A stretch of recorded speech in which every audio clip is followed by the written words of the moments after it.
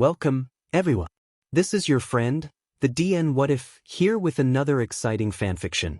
Today, we're diving into the story of what if Deku was adopted by a horde of overprotective pro-heroes? If you enjoy this video, don't forget to hit that like button and subscribe for more fanfiction content just like this. Now, let's get started with the fanfic.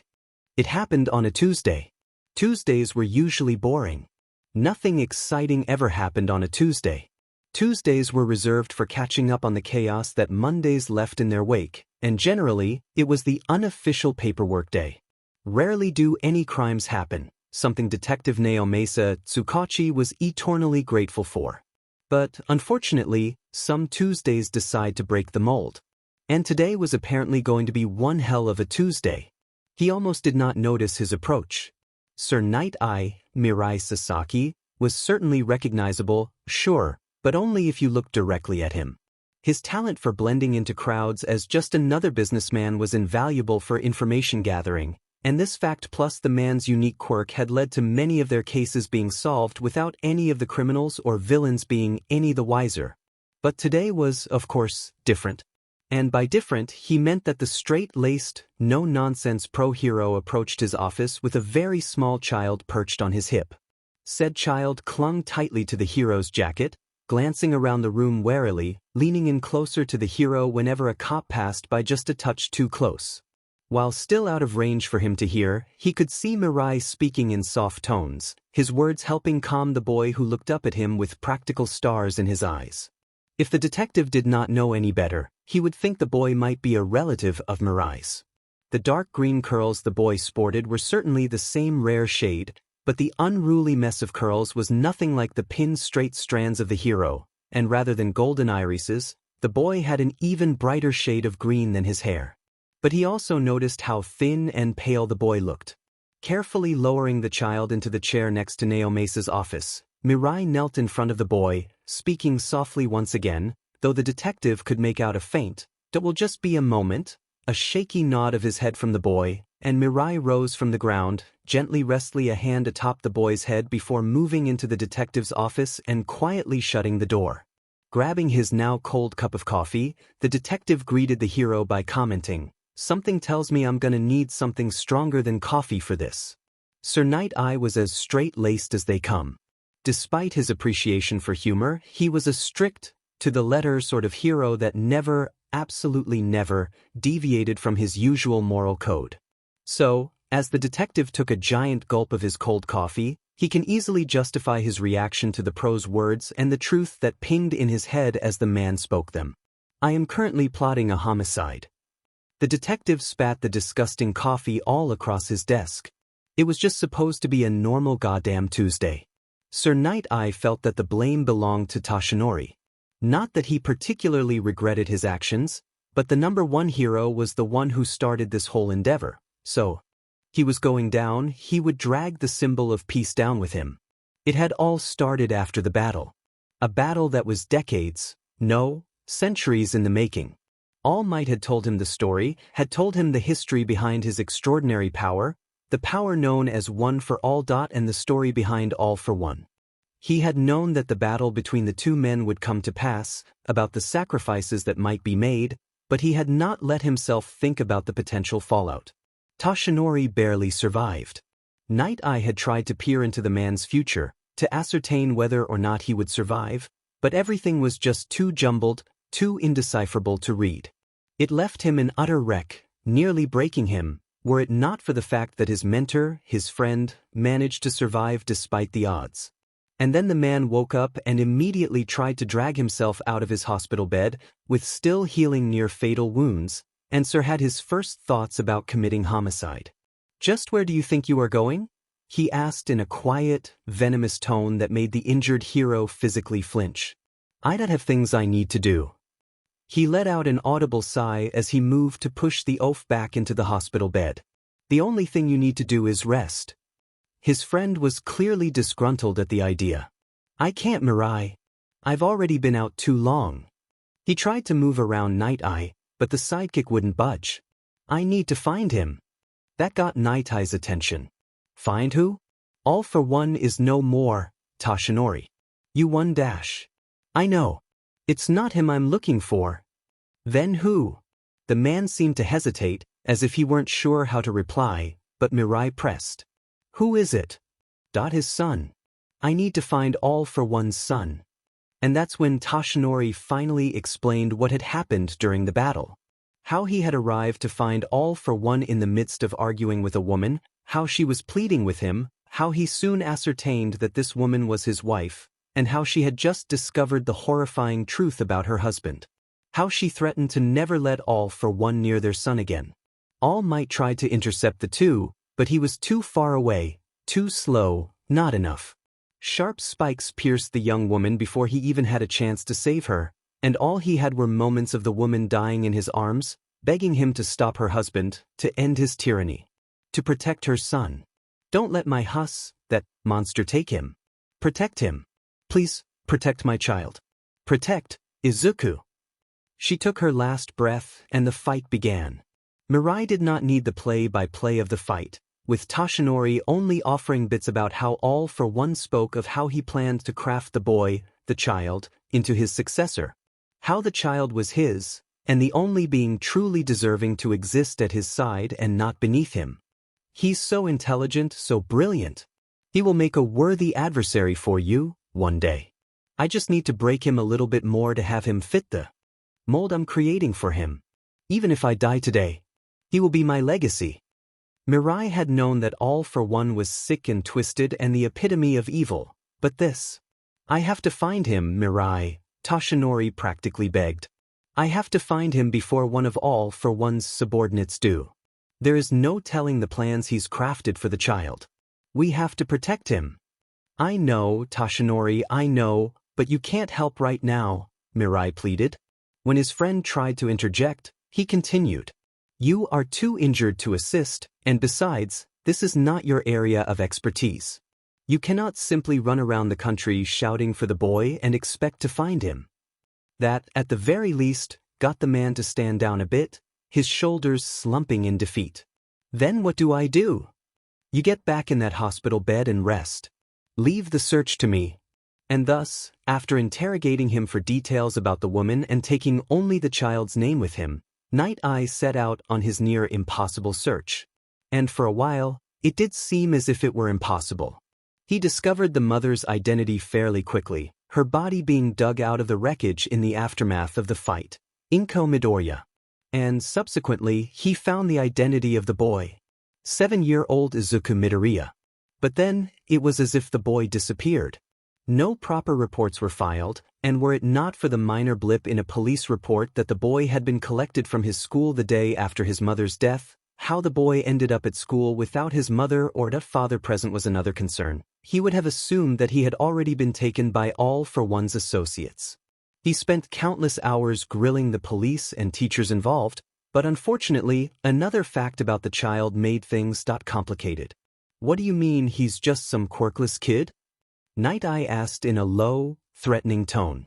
The teacher at least had the decency to look nervous about the comment, but she just doubled down. I mean, I just don't know why you are putting so much effort into finding him. He is a child. An innocent child who deserves just as much help as any other living being, no matter his quirk status. Not that your ability to change your nail color gives you much bragging room.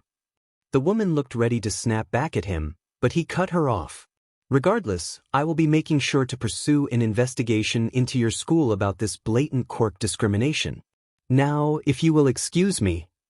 He rose and moved to storm out of the room, not deigning to give the shell-shocked woman another glance. I have better places to spend my time. It near broke his heart to see how easily the boy had been shoved aside in the world just because he did not possess a quirk. As if he were not worth anyone's time. The idea that they might lose the boy not because of All for One's actions but simply because the world refused to protect an innocent child. He pressed on with his search. But finally, after endless searching and a month's worth of dead ends, he found him. He discovered the boy had been deposited at a foster home, and within the hour, he had the foster family's file on hand and headed out to the address. And then he suddenly felt the urge to commit homicide for a second time. The boy was living in a god-made closet, Naomosa. A closet? Night Eye was seriously close to shouting, barely restraining himself for fear of the child outside hearing him. He's severely malnourished, has not had a proper bath in days, and is beyond traumatized. And those utter wastes of air had the audacity to say he should be grateful that they took him in at all. The detective scowled, leaning forward to drag his laptop closer. Can you give me some names? I can get the case against them pushed through and have them arrested for neglect by the morning. Night Eye pulled a whole file from his suit somehow before handing it over. This is everything on the Foster family. Good. After taking the file, he raised a brow and asked, I'm assuming you enacted emergency foster protocol for the kid? All licensed heroes had the ability to temporarily take custody of children in emergency situations, so long as they could provide a reasonable excuse later. All Might's agency is already filing the paperwork for me. Glancing towards the door, he sighed. I will likely file for an extension on it as well. That certainly got the detective's attention. You want to keep the kid? He is a good child, Night Eye reasoned. Very smart and intelligent. You should have heard him talking about heroes. His analysis of them was just... The wistful smile that had grown on his face quickly dropped. But seeing how he's been treated for being quirkless, I cannot in good faith simply put him back into the foster system. That had the detective nodding agreement. Yeah, the quirkless face a lot more hate than any other quirk group, surprisingly. The statistics aren't pretty. His gaze darted to the boy nervously shifting in his chair outside of the office. Especially for children. Then he stays with me, temporarily. At least until I find a safe home for him, Night Eye declared resolutely. Then he rose from the chair. I would like to get him looked at by a doctor. Say no more, Naomosa replied. I will handle this, you take care of the kid. Just send me their reports, and I will talk to the boy another day about everything. Watching the hero leave with a simple nod, he kept his eyes locked on the man as he moved to Izuku. The child lit up immediately upon sight of the hero and latched tightly to the man after being picked up. He could practically hear the excited chatter from the boy as Mirai politely nodded along, carrying the child out of the department as if it were the most normal thing in the world. The detective let out an amused snort. Temporary but that kid will be adopted by the end of the week. Mirai Sasaki had quickly ascertained two facts about Izuku. Midoriya. One is that the boy was undeniably and quite terrifyingly brilliant, especially when it came to quirks. The child recognized him within seconds and pelted the man with so many theories and questions about his quirk that his head spun. All of the insights were spot on, and several of the questions were aspects he had not even truly thought about. While a small part of him had hoped that the boy would not be as intelligent as All for One had boasted about, Night Eye very quickly realized that the villain might have actually been being modest about the boy. The second fact about the boy was that Izuku was severely traumatized. While Mirai did not mind the incessant muttering of the boy, finding it both amusing and astounding, the muttering was swiftly cut short by the miserable excuse of a human being who called themselves a foster parent. Stop harassing him with that stupid babbling, brat. You freak people out. And oh, as he watched the light dim from this innocent child's eyes, he remembered he had a homicide to plot. After much subtle threatening towards the foster parent and even more quiet, comforting words to the now sniffling Izuku, he left with the child perched on his hip and an order to the foster parent to expect to hear from the police in the next few days. Izuku spoke quietly after that, making comments like, I don't want to bother you, or, is it okay if I... The amount of coaxing he was forced to do to get the boy comfortable with him again nearly broke his heart, but thankfully he managed to convince the child that no, he did not bother him and that yes, he enjoyed his questions. The boy looked at him as if he hung the moon and the stars, and Mirai found himself at a loss over how to respond. He had never been a very good people person. Everyone always found his personality too stiff, despite his appreciation for humor and light-hearted banter. Many just did not see him well enough to understand. But, thankfully, Izuku did, and if that did not melt his heart even more, he wasn't sure what would. Now, here he sat in the hospital, watching closely as the nurse took Izuku's vitals and calmly asked for blood samples. Izuku reluctantly agreed, on edge the entire time. When Night Eye had asked about his discomfort, Izuku softly replied, The last doctor I met told me I was quirkless. They left shortly after. Exhaustion was clearly setting in for the boy who could barely keep his head up, and Mirai was suddenly hit with the panicked thought of, I have absolutely no clue how to care for a child. Realizing his dilemma, he made the executive decision to head to the agency to stay tonight rather than his apartment. It's not as if his room at the agency wasn't more lived in than his actual apartment, due to his workaholic tendencies, as all might put it. As if he had room to talk, Mr. I just nearly died, so let me go search Japan half dead for a child I don't know with no help. Thank heavens that recovery girl hit him with her cane when she found out and all but strapped him to the hospital bed. Besides, a benefit of going to the agency? You mean I can have one of these? Smiling softly at the shell-shocked child, he fondly replied, You can have as many of them that you want. And that's how Mirai ended up spending the end of a very long Tuesday comforting the child of his friend's semi-immortal and now dead archenemy over the fact that he can have as many free limited edition All Might onesies as he wanted. Toshinori expected today to be rather dull. The past month had been a mixture of dull and routine, mixed with random bouts of immense guilt. He knew that focusing on his recovery was important, that this should be his priority, but all it did was leave him feeling completely and utterly useless. He defeated all for one, his arch-enemy, the monster, that had destroyed so many lives in his quest for power. Yet even with the man dead, there was still the aftershocks of his reach to deal with, such as the young, innocent boy known as Izuku Midoriya. His heart broke thinking about the boy. How could their society lose track of him so easily? How could he just fall through the cracks and no one bat an eye? Remembering his own childhood, he knew that being quirkless set one at a disadvantage compared to the rest of the quirked population, but he had not known it had grown this bad. And here he was, sitting in this hospital bed, useless, while this poor boy was out somewhere, alone, with no one to protect him. Possibly. For all he knew, the boy could be safe and well, just lost in the computer system due to a glitch and not because their entire society had failed him. That he liked to think himself an optimist, but the quirkless statistics he had been Googling over the past month sought to test that optimism. Sighing for what was likely the fifth time that day, he felt it mildly justified that he was so lost in thought to not notice the man who entered the room and cleared his throat. The high-pitched shriek was justified too. Sir Night Eyes simply stared at the hero, arms clasped behind his back with a single brow raised. Your situational awareness is still as atrocious as ever, Toshinori. Clutching at his chest, All Might let out a surprised chuckle. Most people cannot sneak up on me the way you do, Mirai. With a warm smile, he then asks, How has the investigation been? It's been nearly 2 weeks since I have seen you. His friend seemed to straighten his shoulders even more, his face giving away nothing and kept carefully blank. There has been a development. That certainly got Yagi's attention. Do you believe that you are well enough for a visitor? Of course, he all too quickly replied. Anything to help.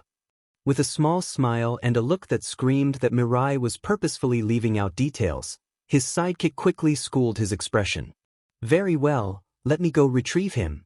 And before Yagi could question him about this visitor, his friend was out the door, leaving Yagi to stew in wonder. Thankfully, he only had to wait maybe a minute, hearing Mirai's return, along with him speaking softly to someone else. He could barely make out him saying, Just remember, he is still recovering, before he finally stepped through the doorway, leading the smallest, most precious boy All Might had ever seen at his side. Now, All Might had seen the boy's file along with several pictures, but nothing could prepare him for the boy in real life. He had the same green hair and eyes of his mother, only his eyes seemed so much brighter, and his hair being a giant mess of untamable curls. His face was covered in a smattering of freckles, and he was oh so tiny and fragile looking. But the thing that struck Yagi the most was how thin and nervous the poor boy seemed. That is, until realization dawned on the boy, staring at Yagi like he was the most amazing thing in the universe. And then the boy promptly shrieked and fainted on the spot. And Yagi nearly choked when Mirai caught the now unconscious child and deadpanned, that I really should have seen that coming. Once Mirai finished explaining the situation to Yagi, He finds himself very glad that the man is confined to bedrest. Yagi, you cannot commit any homicide. The man, their country's symbol of peace, seemed to actually pout about that. But you told Naomasa that you were plotting it. He sighed heavily. Plotting is different than committing. One is stress relief, and the other involves jail time. That only if you're caught dash. For the love of God, Yagi dash. Okay. The man quickly relented, sinking down into the hospital bed. They are at the very least getting some jail time, correct? Night Eye gave him a look before saying, of course they are. Naomasa is helping to fast-track the case. In the meantime, the boy is in my custody. The usually stoic man then sparred a glance at the small child curled up asleep in the chair beside him. They had a nurse check him over immediately after he fainted, and they were assured that the excitement and exhaustion of the past 24 hours had likely just caught up to him. Mirai had suspected that Izuku did not sleep well last night, and this confirmed it. Yagi's face was carefully blank as he stared at the small child, trying very hard to process how small and fragile he looked, how anyone could ever look at him with anything other kindness and affection. What will happen to him? I will take responsibility of him for now, Mirai began, resisting the temptation to reach out and ruffle the boy's curls. Eventually, we will have to find another home for him. No. Head whipping towards the pro, Night Eye openly gaped at him. What do you mean no? I mean that we cannot just send him to someone else, All Might elaborated, straightening in the hospital bed. He should stay with us. In what world is that a good idea? He hissed back, trying to keep his voice down as to not wake the boy. I will admit that yes, I am fond of him, and yes, I want to keep him, but it isn't safe, Desh. And sending him anywhere else is? Yagi snapped, his face showing a rare moment of true anger. Mirai, you and I both know that this boy will be hunted, and we have already seen that society itself tried to abandon him. Yes, with us there is a risk, but at least with us, we can easily keep him safe. We can protect him. Sasaki's mind was spinning, trying to come up with a decent argument against this, but he knew he was screwed. All Might was in one of those headsets where nothing could sway the stubborn oaf, and it did not help that he wanted to keep the child close as well. Slumping in defeat, he meekly rebuffed, Yagi, we know nothing about raising a child. He did not know if it was a good thing or not to see the pro visibly brighten after that. Have no need to fear. I know exactly who to ask. This is going to be a terrible idea. Toshinori. The tone Mirai used was one that clearly suggested that the man was trying his best to be patient with his friend. I'm sorry to say this, but that is an absolutely terrible idea. Somehow, the man in question managed to look both sheepish and offended. He has experience with children. Experience meaning the man drop kicked you into the wall on a daily basis during your time at UA, the other deadpanned. That it wasn't that bad dash. You literally start shaking when you mention the man. Look dash, All Might sighed heavily, running his hands across his face as he focused on what to say. I know he is rough around the edges, but I wouldn't suggest him if I thought he might upset young Izuku in the slightest. The man tough with me because he needed to be. I needed that kind of training. He's immensely patient with children. Night Eye did not look convinced. And how sure of that are you? He was Nana's closest friend, Mirai, All Might said solemnly, staring at his hands. He knew her children before she hid them away. He won't say it, but losing the children hurt him badly. He cared for them. At this, the sidekick's eyes softened. Alright, you made a good point. And the man is rather practical. Shaking his head, Night Eye continued. We will have to tell him anyway, or else he'd likely strangle you. But still, I think I know someone better suited to ask for Izuku's specific needs. Before the hero could ask, a soft yawn broke through their conversation, and both watched as the tiny boy curled up in the hospital chair began to shift. Uncurling himself and shifting to a seated position, the boy adorably rubbed his eyes with his fist, his gaze dazed from sleep. All Might let out a chuckle at the adorable sight, which drew the attention of the sleep-dazed child. Green eyes stared at him, squinted carefully, then flew wide open with a startled shriek. All Might! Yagi could not help the deep belly laugh that followed, grinning widely at the awestruck child. "Hello, Izuku my boy. How are you feeling?" Jumbled words began to spill from Izuku, his arms flailing in the air as he tried to process the sight in front of him. Looking to Night Eye, who was doing his best to hide his amusement, he whispered, "Is it really him?" "Yes, Izuku," Night Eye replied kindly, reaching out to gently pat the top of the boy's head. "He is going to be helping me to take care of you." At this, the boy's face dropped, and Mirai panicked. Did he say something wrong? They had been running off of the assumption that the child would want to stay with them, but thinking now, perhaps that would not be the case, but he could not imagine why. But, the boy spoke softly, eyes falling to his bright red shoes. "But why would you both waste your time on me?"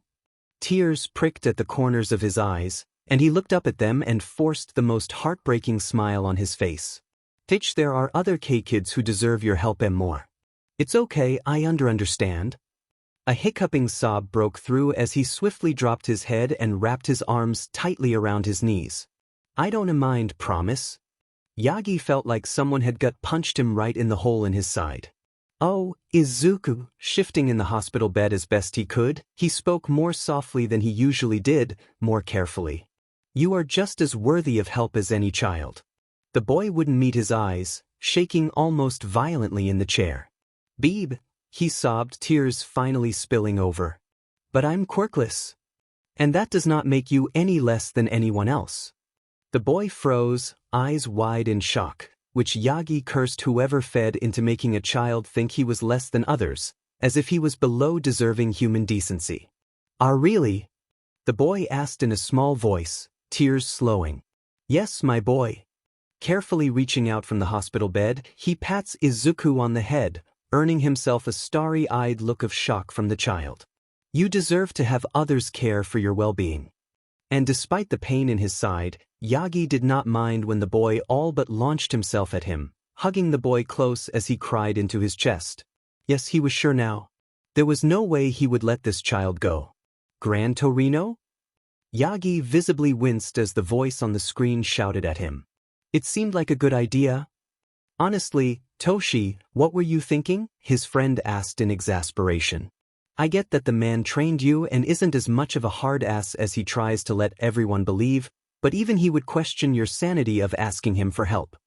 "I have been shown the error of my ways, David." Shaking his head with a sigh, he mumbles, "Why do you think I usually let you and Mirai make logistical decisions?" Chuckling to himself, Shield leaned back in his chair on the screen, grinning in amusement at the symbol of peace's embarrassment. "At least you can admit it." At Yagi's squawk of protest, he laughed and waved off the man. "Calm down, Toshi. We will get this handled. Now, tell me about the kid, beyond the tragic familial history." A small, warm smile broke across the pro's face. "He is simply fantastic. So intelligent and analytical that it's enough to make my head spin. He has such a passion for quirks and heroes, and the way he lights up about them. Please tell me he is an All Might fan. That he may have passed out when meeting me." "Oh God, I shouldn't laugh," Shield began, barely keeping his snickering in check. Mirai did not have any clothes for the boy when he found him, and he let Izuku choose from the merch storage at the agency. He said the boy started crying over it all. Then, with a fond look, he added, "And oh, he is kind. He's such a kind and bright and hopeful boy despite the world doing nothing to deserve him." At that, the grin on Shield's face slipped. "Tashinori, what happened to him?" "That I've grown rather detached over the years from how the public reacts to the quirkless David." He saw the way his friend stiffened. "The world has been cruel to him." After a bit of silence, David swore under his breath. "I know that Melissa is lucky, getting to grow up here on Island. No one cares about quirks as much, just developing tech. Quirks don't matter unless it's something that needs gear for. But I've read the statistics. It's not pretty." It took 2 days for the foster system to lose track of him, and the foster family he ended up with treated him like he was worthless. They made him live in a closet, David. A closet. Yagi's hands shook as he spoke. And when Mirai and I told him that we were going to take care of him, he thought we were wasting our time. A 7-year-old child thought that being properly cared for was a waste of time, that he did not deserve our help. Toshi. Dragging his hands across his face, he bluntly stated, "You need to find that kid a therapist. He just lost his mom and went through a month of severe neglect. Not to mention, if the statistics are right, he went through more with his school and peers before all of this. I know you always want to be the one to fix everything, but this is something that you cannot personally fix." Slumping, the hero sighed. "I know you are right. It's something we will need to add to everything else to set up." Pinching the bridge of his nose, he groaned. "I completely forgot about school though." He hinted to Mirai that his last school had not been very kind to him. "I doubt any school would be much different than his old one. Perhaps homeschooling." "Neither of you are in a place where you can maintain homeschooling, and hiring a regular tutor is going to be difficult," Shield added, his tone mulling over it all. "I would offer to have him sent here with me, but I'm already stretching the rules by having Melissa, and also, the boy trusts you. I don't think it's wise to separate him from both of you. Besides, if his father is who you say he is, he needs to be close by to you and other heroes who are aware of the situation." "Then what should we do?" "You need schooling, therapy, and hero protection for him," Shield listed out as if it were simple, but judging by the grin on his face, it was actually that simple. You need to take him to a place that not only offers all three, but also might be crazy enough to help you. When Mirai Sasaki had requested a meeting with him on behalf of All Might, Netsu had been thoroughly intrigued. When the situation had been further explained over a cup of tea, however, he could easily admit that he had not been expecting the scenario laid out before him. "So, All for One has a son," the rat hybrid murmured, his beady eyes lost in thought. "One that he wished to be his successor." Despite the boy being quirkless, his involvement in the child's life suggests that he had every intention of molding the boy into a villain serving at his side, though the boy himself is overall oblivious to it. "From the sounds of it, All for One was already grooming that child before you met him." Mirai frowned. "He was not doing a good job at it.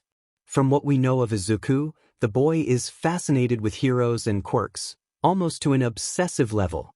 The hero worship would not allow for the boy to be a prime candidate for villainy. The boy being quirkless is exactly why it would be so easy to craft the boy into someone that would blindly follow him." Sitting the cup down, he continued, "Minorities, especially those treated as horrifically as the quirkless, often turn to crime out of necessity rather than choice. But throw in the boy's hero worship? His desire to be a hero in an industry that would easily crush those hopes in favor of flashier quirks? Throw in some well-placed comments from heroes he admired, and you have the perfect recipe of how to make a bright and heroic child snap." As the words processed, Mirai looked horrified. He wanted to crush his own child's hopes and dreams in order to turn him against heroes. He could even twist the boy's thoughts into believing that turning to villainy would be more heroic than actually becoming a legal hero. Tail flicking behind him, he scowled. "I hate those who use others as pawns for their own games." Night Eye's gaze settles on the hybrid scar. Shaking his head, the principal plastered on a cheery, fake smile. "No matter. The boy is ours, and we shall ensure that he is raised in an environment worthy of his kind nature. Now, I know that UA is meant to be a high school, but I can certainly see about some of the teachers volunteering time to teach him various subjects. And Hound Dog is a wonderful therapist, and hopefully the idea of having a pro be the one to discuss his issues will help open Izuku to the idea of therapy." "You are very quick to accept this," Night Eye replied, a hint of surprise in his tone. "I thought for sure you would have to at the very least run this by the school board first." "Nonsense. This is a special case. Besides," the rat's grin grew slightly more predatory for a brief second. "If you think this boy is intelligent, then he is certainly someone that could possibly make a wonderful personal student for myself. The board would never deny me that." Night Eye briefly wondered if this might be a terrible mistake. "Now, all we have to do is fill out some paperwork dash." The door slammed open, causing the pro to launch to his feet in a defensive stance, ready to fight. But instead of finding an enemy, he found a familiar face. Eraserhead? The man in question blinked in surprise. Oh, Sir Knight. It's been a while. Before Mirai could even begin to question what the erasure hero was doing in here, the man turned his attention towards the principal. Who do I have to fight to keep the little green-haired kid in the teacher's lounge? Did I beg your pardon? Dull red eyes turned back to him. The kid, the one drowning in All Might crap, is Deku. I will fight someone to keep him. Mirai's eyes narrowed, his grip tightening on his walking cane. Are you sure about that? You would have to fight myself. And All Might. Aizawa blinked. Did I stutter? Nezu let out an amused hum. Today is certainly an interesting day. Shoyuda Aizawa liked to think that he could react well to whatever life throws at him. At worst, he thinks that he can at the very least hide his reaction behind a careful facade of nonchalance. This has served him well in his first year teaching at UA.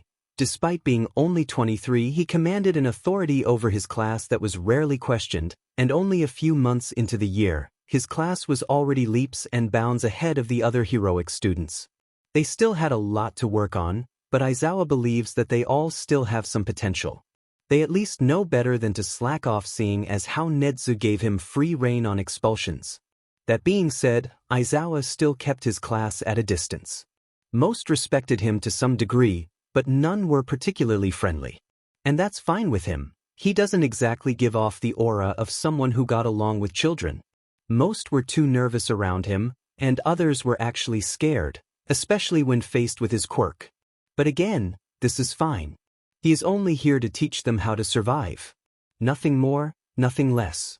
So, considering his lack of skill when it came to interacting with his own students beyond keeping them from dying in the field, it was safe to say that he had no idea how to react upon finding an even tinier child sitting on the couch in the staff room, alone.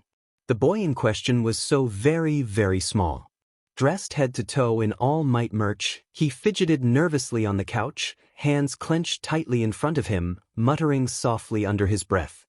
His head was covered in the culliest dark green hair that he had ever seen, and his cheeks were smothered in a smattering of freckles framing two large, vividly green eyes. Shoyuda might be a heartless BSRD at times, but even he had to admit that the boy was adorable. And judging by how quickly the boy's head whipped towards him after he entered the room, the kid had a good handle on spatial awareness. Which could be not the best thing for a child to have to develop, but he pushed down any worries for now. Hey kid, he began carefully, shifting his goggles on top of his head as he made his way towards the couch. What are you doing in here? The boy barely seemed to hear him, his eyes slowly growing wider as the seconds tick by. Aizawa is about to cautiously prompt him again, but then the boy quietly, almost reverently whispers, "Eraserhead." And then he promptly bursts into tears. Hellions chat. Let me sleep, ding, guys. Let me sleep, ding it. Guys, someone come help me. Let me sleep, ding it. I don't know what to do. Sonic. Wait, is this an emergency? Night, Shoyuda, are you okay? Scrim, is it an attack? Where are you? Let me sleep, ding it. I'm fine. Let me sleep, demon it. Just freaking out. Let me sleep, ding it. How the f do I comfort a sobbing child? Sonic. Screm, you gave me a demon heart attack. Night, did you make your class cry again? You usually aren't bothered by that. Let me sleep, ding it. No, it is not my class. Let me sleep, ding. There is a very small, unidentified child in the teacher's lounge. Let me sleep, ding. He just. Let me sleep, ding. He looked at me and started crying. Screm. Insert wheezing laugh. Sonic, I can't. Sonic, I can't breathe. Sonic, your face made a child cry. Let me sleep, ding it. This is not helping. Let me sleep, ding it. Is still crying and won't let go of my leg. Night. Wait, so he isn't afraid of you? Let me sleep, DM in it, I guess? Let me sleep, ding. He whispered my hero name and then started crying and ran over and grabbed my leg, and now I'm awkwardly patting his head while texting you idiots to come help me. Sonic. Sonic. Oh boy. Screm. Show, the boy is a fan. Let me sleep, DM in it. What? Let me sleep, ding. Let me sleep, ding. Oh god. Taking a calming breath, Aizawa tucked away his phone while glancing down at the mystery child. The crying was finally seeming to subside, though the boy's tiny frame still shook violently between raspy sobs. Heart clenching, the pro did his best to drag forth whatever bits of kindness and patience laid in his cold, dead heart for the kid. Kneeling slowly, he let a hand rest on the boy's shoulder, noticing the child flinch but not pull away. "It's okay, kid. Everything is fine." The boy refused to meet his eyes, staring steadfastly at the ground. I'm so sorry for cry." A hiccuping sob broke through. "See crying on wire, Racer Hedson? No need to apologize for that, okay?" His hand moved from the boy's shoulder to the top of his head, ruffling the curls, and he wondered if this is what having a heart felt like as his chest grew almost painful at the sight of the boy leaning into his hand. He was like a cat. No, a kitten. A very nervous, touch-starved kitten that likely would bolt if he spoke wrong or moved too fast. Aizawa could handle a kitten. "Let's take a seat, all right?" he offered softly, gently, nudging the boy back towards the couch while doing his best to keep a hand on his head. Once seated, he ruffled the curls once more, earning a weak giggle from the boy.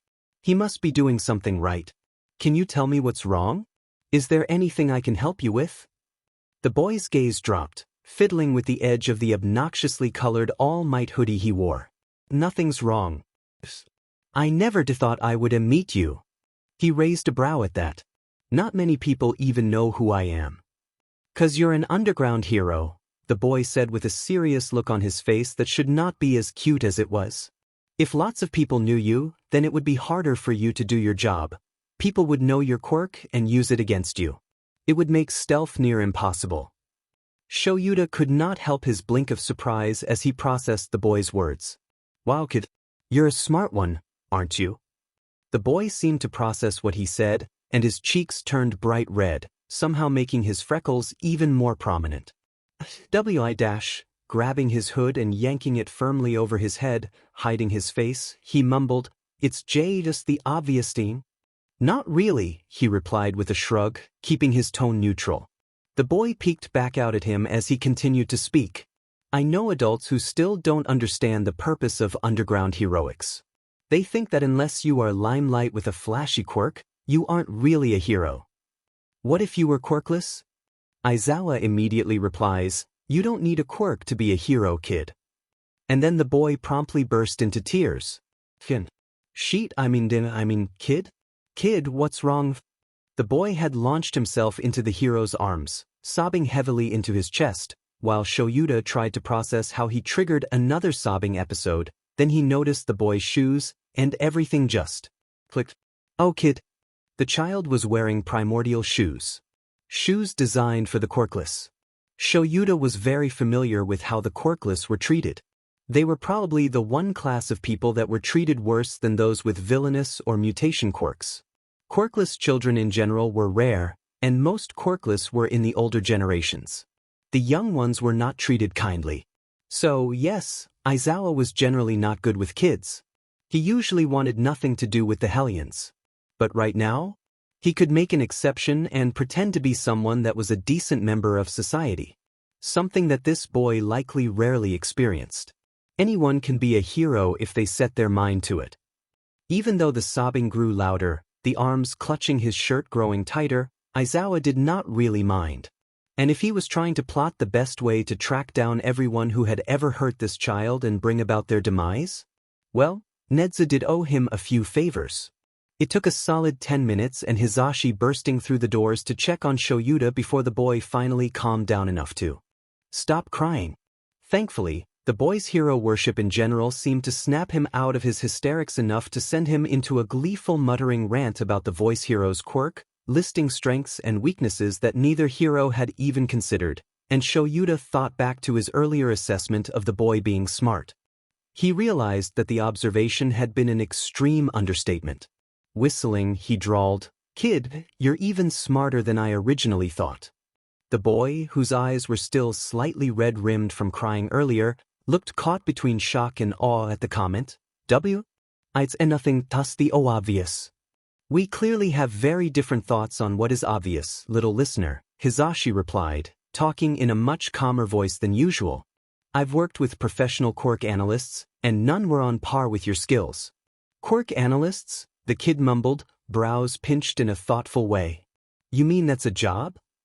Neither missed how when the conversation turned to things the boy was passionate about, his stutter dropped. You bet it is. But it's also a very useful skill for heroics, Aizawa interjected firmly. One that many heroes take for granted.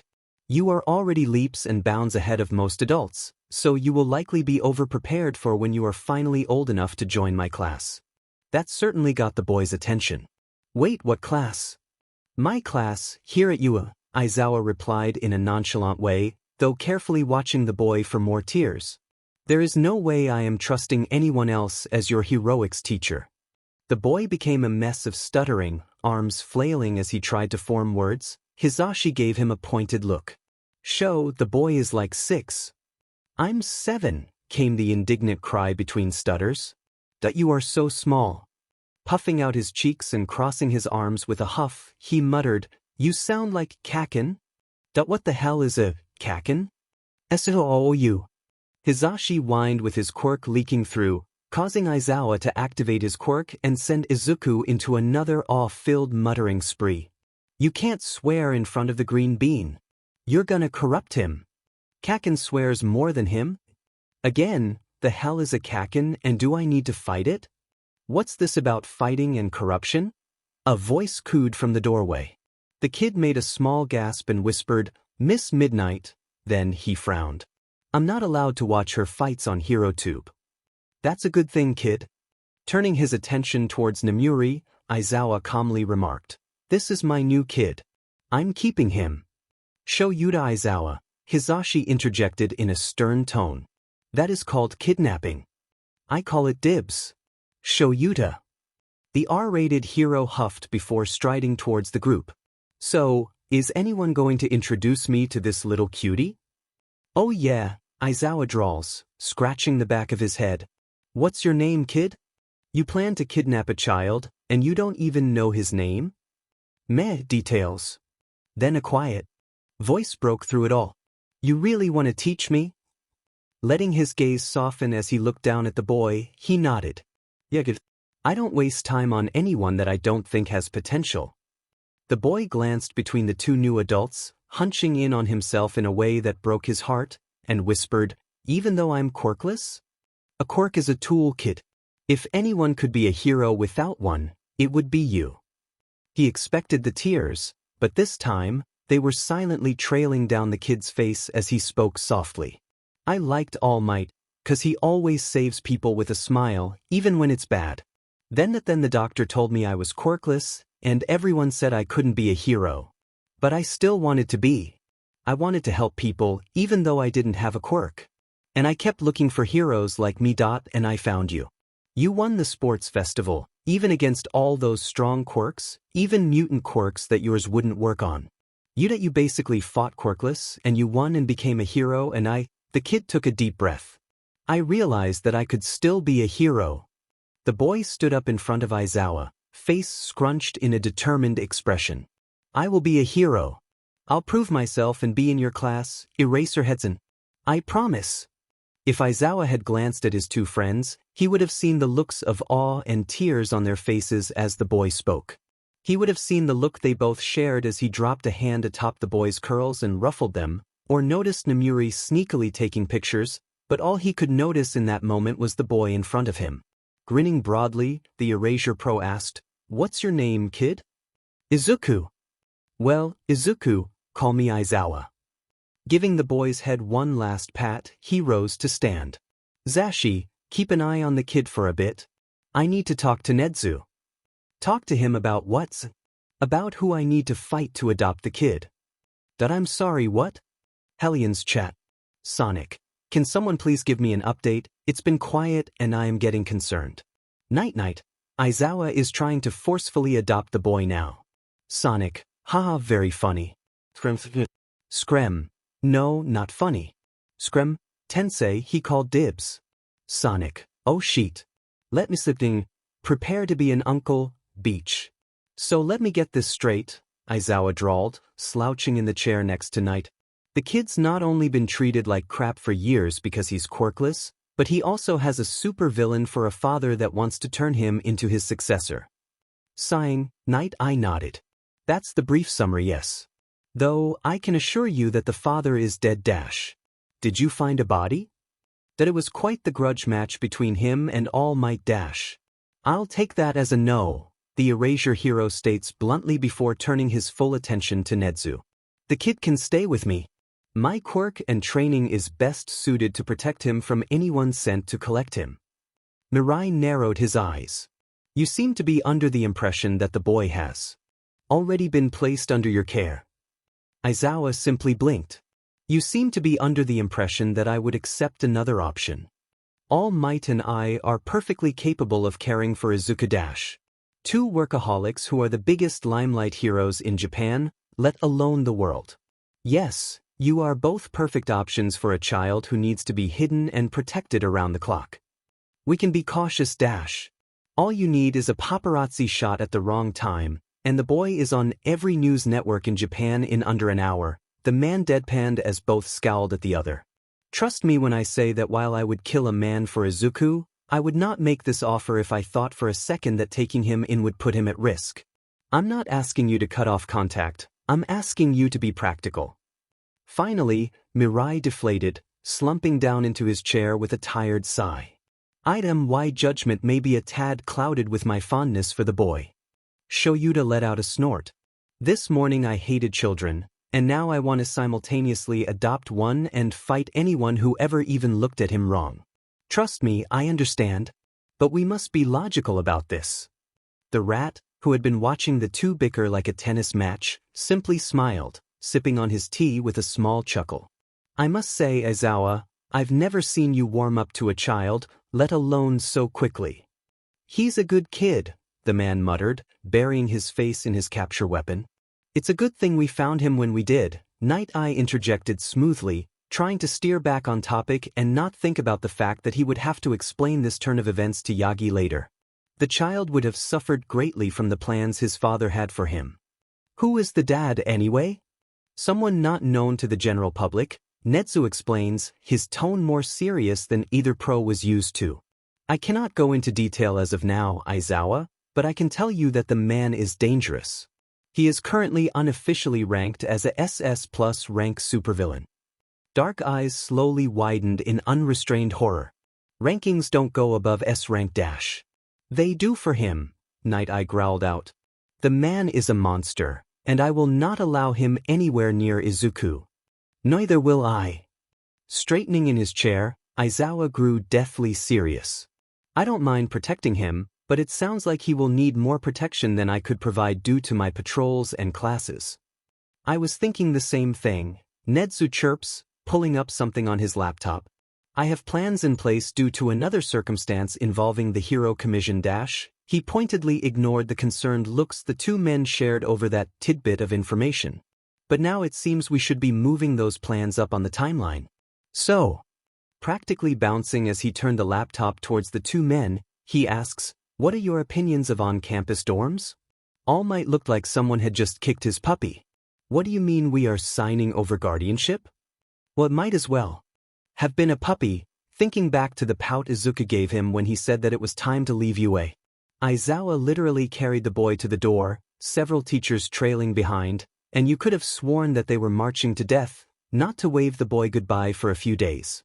He almost felt bad for Cementos, who would have several people practically breathing down his neck to have the teacher dorms completed. Pinching the bridge of his nose, Mirai sighed. Technically, you never had custody to begin with. I did. And still do. The man in question let out a tired huff as he slumped down into his bed. He had finally been discharged from the hospital and placed on bed rest for the next few weeks while the doctors plotted out next steps on how to possibly reconstruct his stomach and lungs. So now here they sat in All Might's apartment, Izuku sound asleep in the next room, clutching an All Might plush that was almost as big as him. All Might made sure to take a plethora of pictures before he finally relented to Night Eye's demands that he rest. Still pouting, Yagi huffed, "You know what I mean. We are not fully signing him over, Toshinori," Night Eye began gently, trying to explain his reasoning.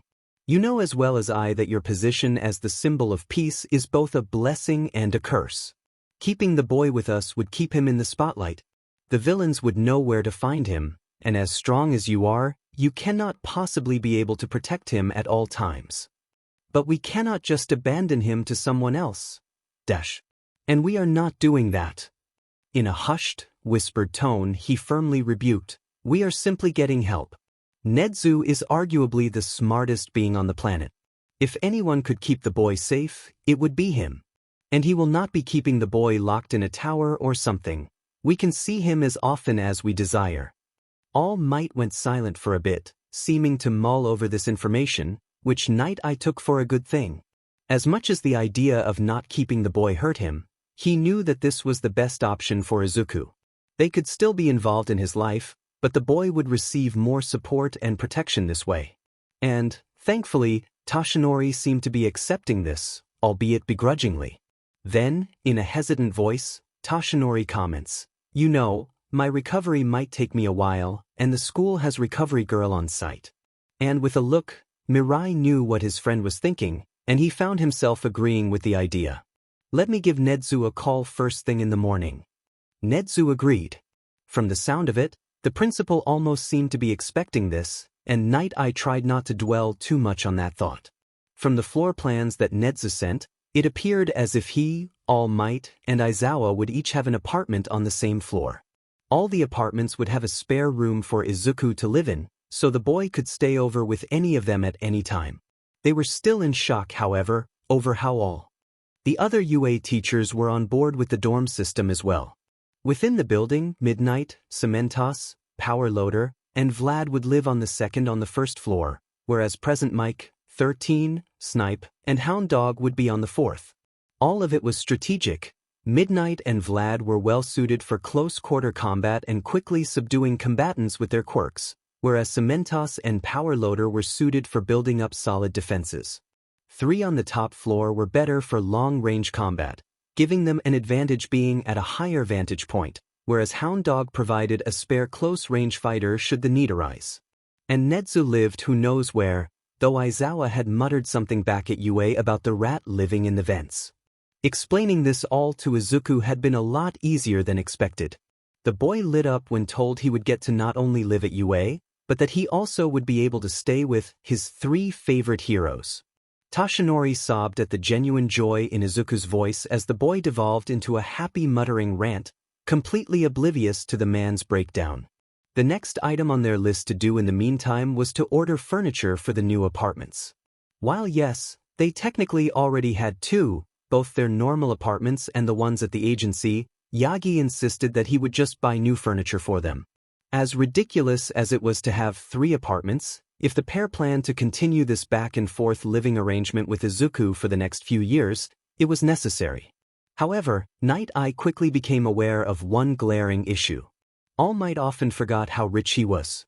His accounts were rarely touched, and most of his income went to charity, though he still possessed a sizable nest egg. And now he was in possession of both a credit card and a small child. "Yagi, why is your accountant calling me about excessive charges to your cards?" "Izuku has 3 rooms he needs to decorate. And he needs clothes as well besides my merch."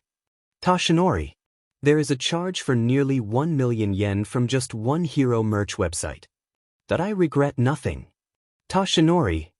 All purchasing afterwards was closely monitored by Mirai. The next week went by in a blur, and Mirai found himself slowly coming to the realization of just how tightly this boy had them wrapped around his finger. Not that Izuku did that on purpose. The child just was so innocent and kind, wrapped in an almost illegally adorable exterior that they should have seen this coming. With Night Eye crashing in one of Yagi's spare guest rooms, the trio quickly fell into a routine. Mornings consisted of sleepy mumbles and mutters as the boy flitted aimlessly around the apartment with owlish, confused eyes blinking slowly whenever one spoke to him. Breakfast in hand, either Mirai or Toshinori would gently guide Izuku to the couch, letting him zombie munch his way through his food while the boy unknowingly curled into their side. The child was terribly starved for affection and was still working up the nerve to seek it out, so when he leaned into it in his sleep-hazed state, they never turned him away. It would be like removing a sleeping cat from your lap. You just don't do that. Mirai would have to leave soon after that, having to keep the agency running while Yagi was recovering, leaving said pro and the child to their own devices for the day. Usually, this was fine, with the boy either chattering to the pro, occasionally playing board games that had been ordered during the shopping spree that shall not be mentioned, or when Yagi was napping, Izuku would delve onto the laptop Night Eye lent him, studying new hero fights and rapidly filling up his hero analysis books at a monumental pace. If Aizawa's insistence that he could be a hero without a quirk had lit a blaze in Izuku, the young boy certainly was not against it. He had always been the type to go all or nothing, and now he had a sensei to impress. But yes, the past week had been rather domestic for the trio, not that any of them would complain about it. Izuku still suffered from moments where he felt himself to be a burden, however, and the two gently coaxed him to come to them with his concerns, insisting that he could never be a burden and that they cared for his well-being. They wanted him safe and happy and loved. By the end of the week, they had admitted it to themselves. The kid was family, and they would do anything in their power to keep him safe. Bouncing in excitement, Izuku spoke a mile a minute, barely pausing in breath as he happily rambled about the move today. Besides a small duffel that they each carried with things they might need along with Izuku's enormous, bright yellow backpack stuffed full of hero journals, everything else they needed should have already been brought up and unloaded for the most part by the moving company Yagi hired. While the smaller items and personal effects would likely still need to be unpacked, Yagi was not in the condition to assemble furniture, and Night Eye would be tied up with paperwork for the day. And they certainly could not expect Izuku to do it. Stepping out of the cab, Yagi kept the cap pulled low on his face, hiding as best he could. Even with the bit of bulk he lost post-fight, he seriously felt like he was inches away from deflating. As weird as that sounds, he was still certainly recognizable for anyone who looked at his face. Still, it amazed him how easily he could hide in plain sight from the public, just foregoing his hairstyle, throwing on a cap and casual clothes, and no one was the wiser so long as they did not stare for too long. Izuku even wore a shirt with his face plastered on the front, and no one so far had batted an eye. Standing at the gates to greet them, Aizawa seemed dead tired as usual, though a spark of life seemed to flash as he laid eyes on Izuku. Izuku, for his part, let out a happy gasp before darting off towards the man, shouting out excited cries of "Aizawa-sensei," before devolving into a rapid-fire muttering about various hero fights he had seen in the week since he met the hero. Aizawa, for his part, nearly choked on air over the small child calling him sensei and struggled to school his face as he patted the boy's unruly curls. By the time Mirai and Yagi reached the gate, Izuku had two of his analysis books dragged out, one shoved into Aizawa's hands and another he was flipping through with a determined look, wanting to compare two heroes' fighting styles. Look at this. She may be more mainstream, but her fighting style is so similar to several underground pros. A lot of people say mean things about it and say she fights dirty, but it's so effective. Her capture rates are 27% higher than other pros her age and dash. Izuku, Yagi gently interjected, causing the boy to blink up at him owlishly. Perhaps we can finish this after we see our new apartments. The boy softly replied with an "oh," before practically vibrating in place with excitement. I get to see my new rooms? Smirking, Aizawa ruffled the boy's hair again, seeming unable to leave the wild curls be. Yeah, we can even help you set them up. Since, UA was somehow mailed crates full of hero merch over the past few days. Wincing under the look that the underground pro sent him, Yagi looked thoroughly chastised but did not cave under the stare. Izuku deserves the best. Yes, he does. Steering the boy off with the hand on his head and waving over his shoulder at the two other adults, Aizawa drawled, "Come on, let's get moving before the vultures begin to descend." Mirai frowned. "We were careful to avoid the media. I meant the other teachers. You aren't the only ones who enjoy Izuku's company. The kid certainly has some lungs on him." Mirai nods, a tired smile on his face as he watched Izuku practically shriek with joy over every piece of hero merch that was pulled from the shipping boxes. Yagi had been delegated to helping the boy sort through the monstrous pile, Mirai saying that it could be his physical therapy for the day when they all knew that this was his punishment for abusing his poor credit card. The man might possibly be deaf by the end of this, but he still seemed determined to help Izuku with the very difficult decision of what merch goes in what room. Shaking his head as Izuku clutched tightly to a plush of the up-and-coming new hero Mirko, rattling off her stats and delving into her strengths and weaknesses with ease, Aizawa quietly commented, "We are very lucky." Mirai's smile softened as he watched the boy. "Yes, we are that I never imagined growing attached to a child before, but I am honored to have met Izuku." The Erasure hero was quiet for a moment, watching the boy with a distant gaze as the boy slowly began to delve into other heroes to talk about, but then he spoke with a careful tone. "I agreed, but we are also very lucky that the kid is in our care and not his." Slid towards Night Eye, who had in turn grown tense. "A mind like that is a dangerous thing. And I dread thinking about what would happen if he ever wanted to bring hero society to its knees." Night Eye tightened his grip on his cane. "That won't happen. Izuku is our child, not his." Aizawa smirked. "Yes, he is." Then, watching Izuku drag out his hero notebooks again, literally spouting what sounds like advanced physics at a clearly out-of-his-depth Yagi while trying to explain the trajectory and power potential behind Mirko's various kicks, he adds, "You do realize that Nedzu intends to make the kid his personal student, right? Good gods, don't give me any more nightmare fuel." After the harrowing adventure that was Izuku trying to determine which merch goes in which room, Izuku found himself nervously shifting in a chair across from Nedzu. Not that he found the principal intimidating. Okay, he was definitely a bit intimidating, but Izuku just had so many questions. But he was worried about offending the being, and he really did not want to do that because he was possibly the smartest creature ever and was so cool and... "I do not mind questions," the principal chirped with a cheery smile, causing Izuku to let out a squeak of surprise as he realized he was mumbling out loud. Being curious is a wonderful thing, something that many take for granted. It's how we learn and expand our mind beyond just senselessly cramming in random facts. Are you sure?" The cheery smile grew more gentle. "I do not mind, Midoriya. I am actually personally curious to hear what you have to say." Izuku stared in awe at the mammal before him. Sure, Night Eye and All Might had been telling him all week that he did not mind his muttering rants and such, but it still caught him off guard. Most people found him annoying, though all the heroes he had met so far seemed to not mind. Hesitantly, glancing towards Night Eye and Eraserhead who had joined him in this meeting for support, to which both men gave small, encouraging smiles, he turned back to Nedzu and blurted out, "Is your base animal a stoat or a sun bear?" Silence. The principal blinked, a look of surprise on his face. "My base animal? Everything I've read about you, the very little information I've found, says or leads me to believe that you are a chimera," Izuku slowly replies, tactfully dodging around the not-so-nice bits he had read about what mean people did to the hero principal. "And while a lot of people say you're a rat, you clearly aren't," the boy declared in a huff, growing more confident as he spoke, his tiny arms waving in the air and seeming almost offended over the accusation.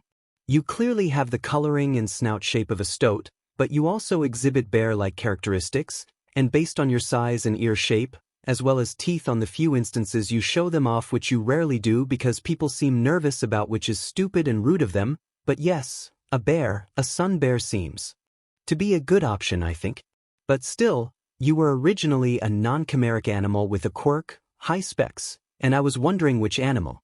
My bets are on a stoat." More silence. The two pros in the room stared in utter shock and confusion at the tiny child before them.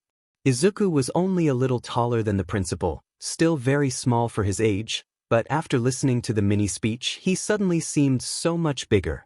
His eyes practically glowed, an excited energy buzzing beneath his skin as he patiently waited for the answer to his question. Nedzu outwardly betrayed nothing, still calmly smiling at the boy. Then, slowly he replied, "My base animal is a stoat." Then, with a slowly widening smile, he asked, "Have you ever played chess before?" "No, sir." "Then would you allow me the honor of teaching you how to play?" And as the boy excitedly agreed, the two pros silently resigned themselves to the fate of their sunshine child becoming Nedzu's newest personal student. All things considered, everything was going quite well in regards to their problem child. Several months had passed and Izuku was settled in nicely into the new teacher's dorm, alternating between the three pros. Most nights were spent at All Might's apartment due to Aizawa having night patrols and Mirai often having to stay at Might Tower due to paperwork, but the boy was very adamant about rotating between the three as much as possible. There was only one incident where Yagi and Aizawa argued over who Izuku should stay with. There were a lot of tears. Way too many tears. Basically, a rule had to be made that no one could argue about who Izuku stayed with. The boy felt so guilty over having to choose that the next few days were spent with all three men crammed into Mirai's apartment so that Izuku would not have to choose one over the other. Needless to say, they learned their lesson. All Might also may have bought more merch for the boy using his emergency credit card that he had hidden from Night Eye, which was false. Mirai was very well aware of the credit card's existence. He had coffee with All Might's accountant once a week. He just let the man believe he was being sneaky as long as the purchases are reasonable. But yes, beyond that little hiccup, everything had been going very well. Even Izuku's lessons with Nedzu seemed rather tame. Of course, the principal could be lulling them into a false sense of security, which honestly was likely the situation. But at least the two have not caused any chaos yet. Sasaki-san? Can you help me with something? Night Eye glanced up from his book, brow arched in question. Oh, what would that be? The boy dragged out a binder from his backpack and slapped it down on the table. I need to know how legal this plan I made with Nedzu-sensei is. Of course this happened on another DMN Tuesday. Green Bean Protection Squad. Uncle Fortune Cookie, I keep forgetting how absolutely terrifying this child is. Dadzawa, sounds like a you. Problem. Why'n't? How can you be terrified of the bean? He's so precious. Uncle Fortune Cookie, because the boy just devised a fully thought out and thoroughly detailed plan on how to heal All Might. Uncle Screm, he what? Space and Thomas. Granny, is this why he has been asking me so many questions the past few weeks? Dadzawa, how detailed are we talking? Uncle Fortune Cookie, he has a list of medical quirk specialists that, when working together, could easily rebuild his lung and stomach. Someone that can regrow tissue, another that can manipulate tissue into various organs, a set of twins that can replenish red blood cells and plasma respectively, and for good measure, someone that can reduce the likelihood of the body rejecting new organs. He even took into account stamina issues and found a doctor that can transfer stamina from a donor to the patient when healing. Uncle Fortune Cookie, there is much more, but that's the gist of it. Uncle Bloodbag, holy sheet. Uncle Fortune Cookie, he lent me the binder full of his notes which I am currently bringing to Recovery Girl to review, but that this might actually work. Granny, coordinating that many doctors who likely have waiting lists will be a nightmare. Dadzawa, I hate to say it, but All Might's position and influence might make that a bit easier. Uncle Fortune Cookie, I would say the hardest part is that the twins are in Europe and another is in the US, but yes, I believe we can certainly work out a time for them all to come after some consultation calls. Grandfather Satan, not before we draft up several NDs for them. Uncle Diglett, if the kid decides he doesn't want to go the hero route, can I steal him for the support course? Dadzawa, over your dead body. Uncle Detective, aren't you supposed to say, over my dead body? Dadzawa, no, because I'm not the one that's going to die. Uncle Diglett, I have made a mistake. Dad Might, why does my phone keep going off? Wynant, scroll up. Dad Might, that he did that for me? Dadzawa, I feel the need to let you all know that Yagi is sobbing. Uncle Screm, AWWWW. Dadzawa, like a beach. Grandfather Satan, need I remind you how you reacted when you walked in on Izuku playing hero in the teacher's lounge with your capture weapon last week? Dadzawa, fight. While Night Eye and Nedzu were busy coordinating the clusterfuck that is doctors' schedules and NDAs with Yagi being farried from appointment to appointment, Izuku found himself primarily in Aizawa's care for the next few weeks. Neither really minded, sans the fact that Aizawa slowly came to realize that Izuku had far more energy than he did.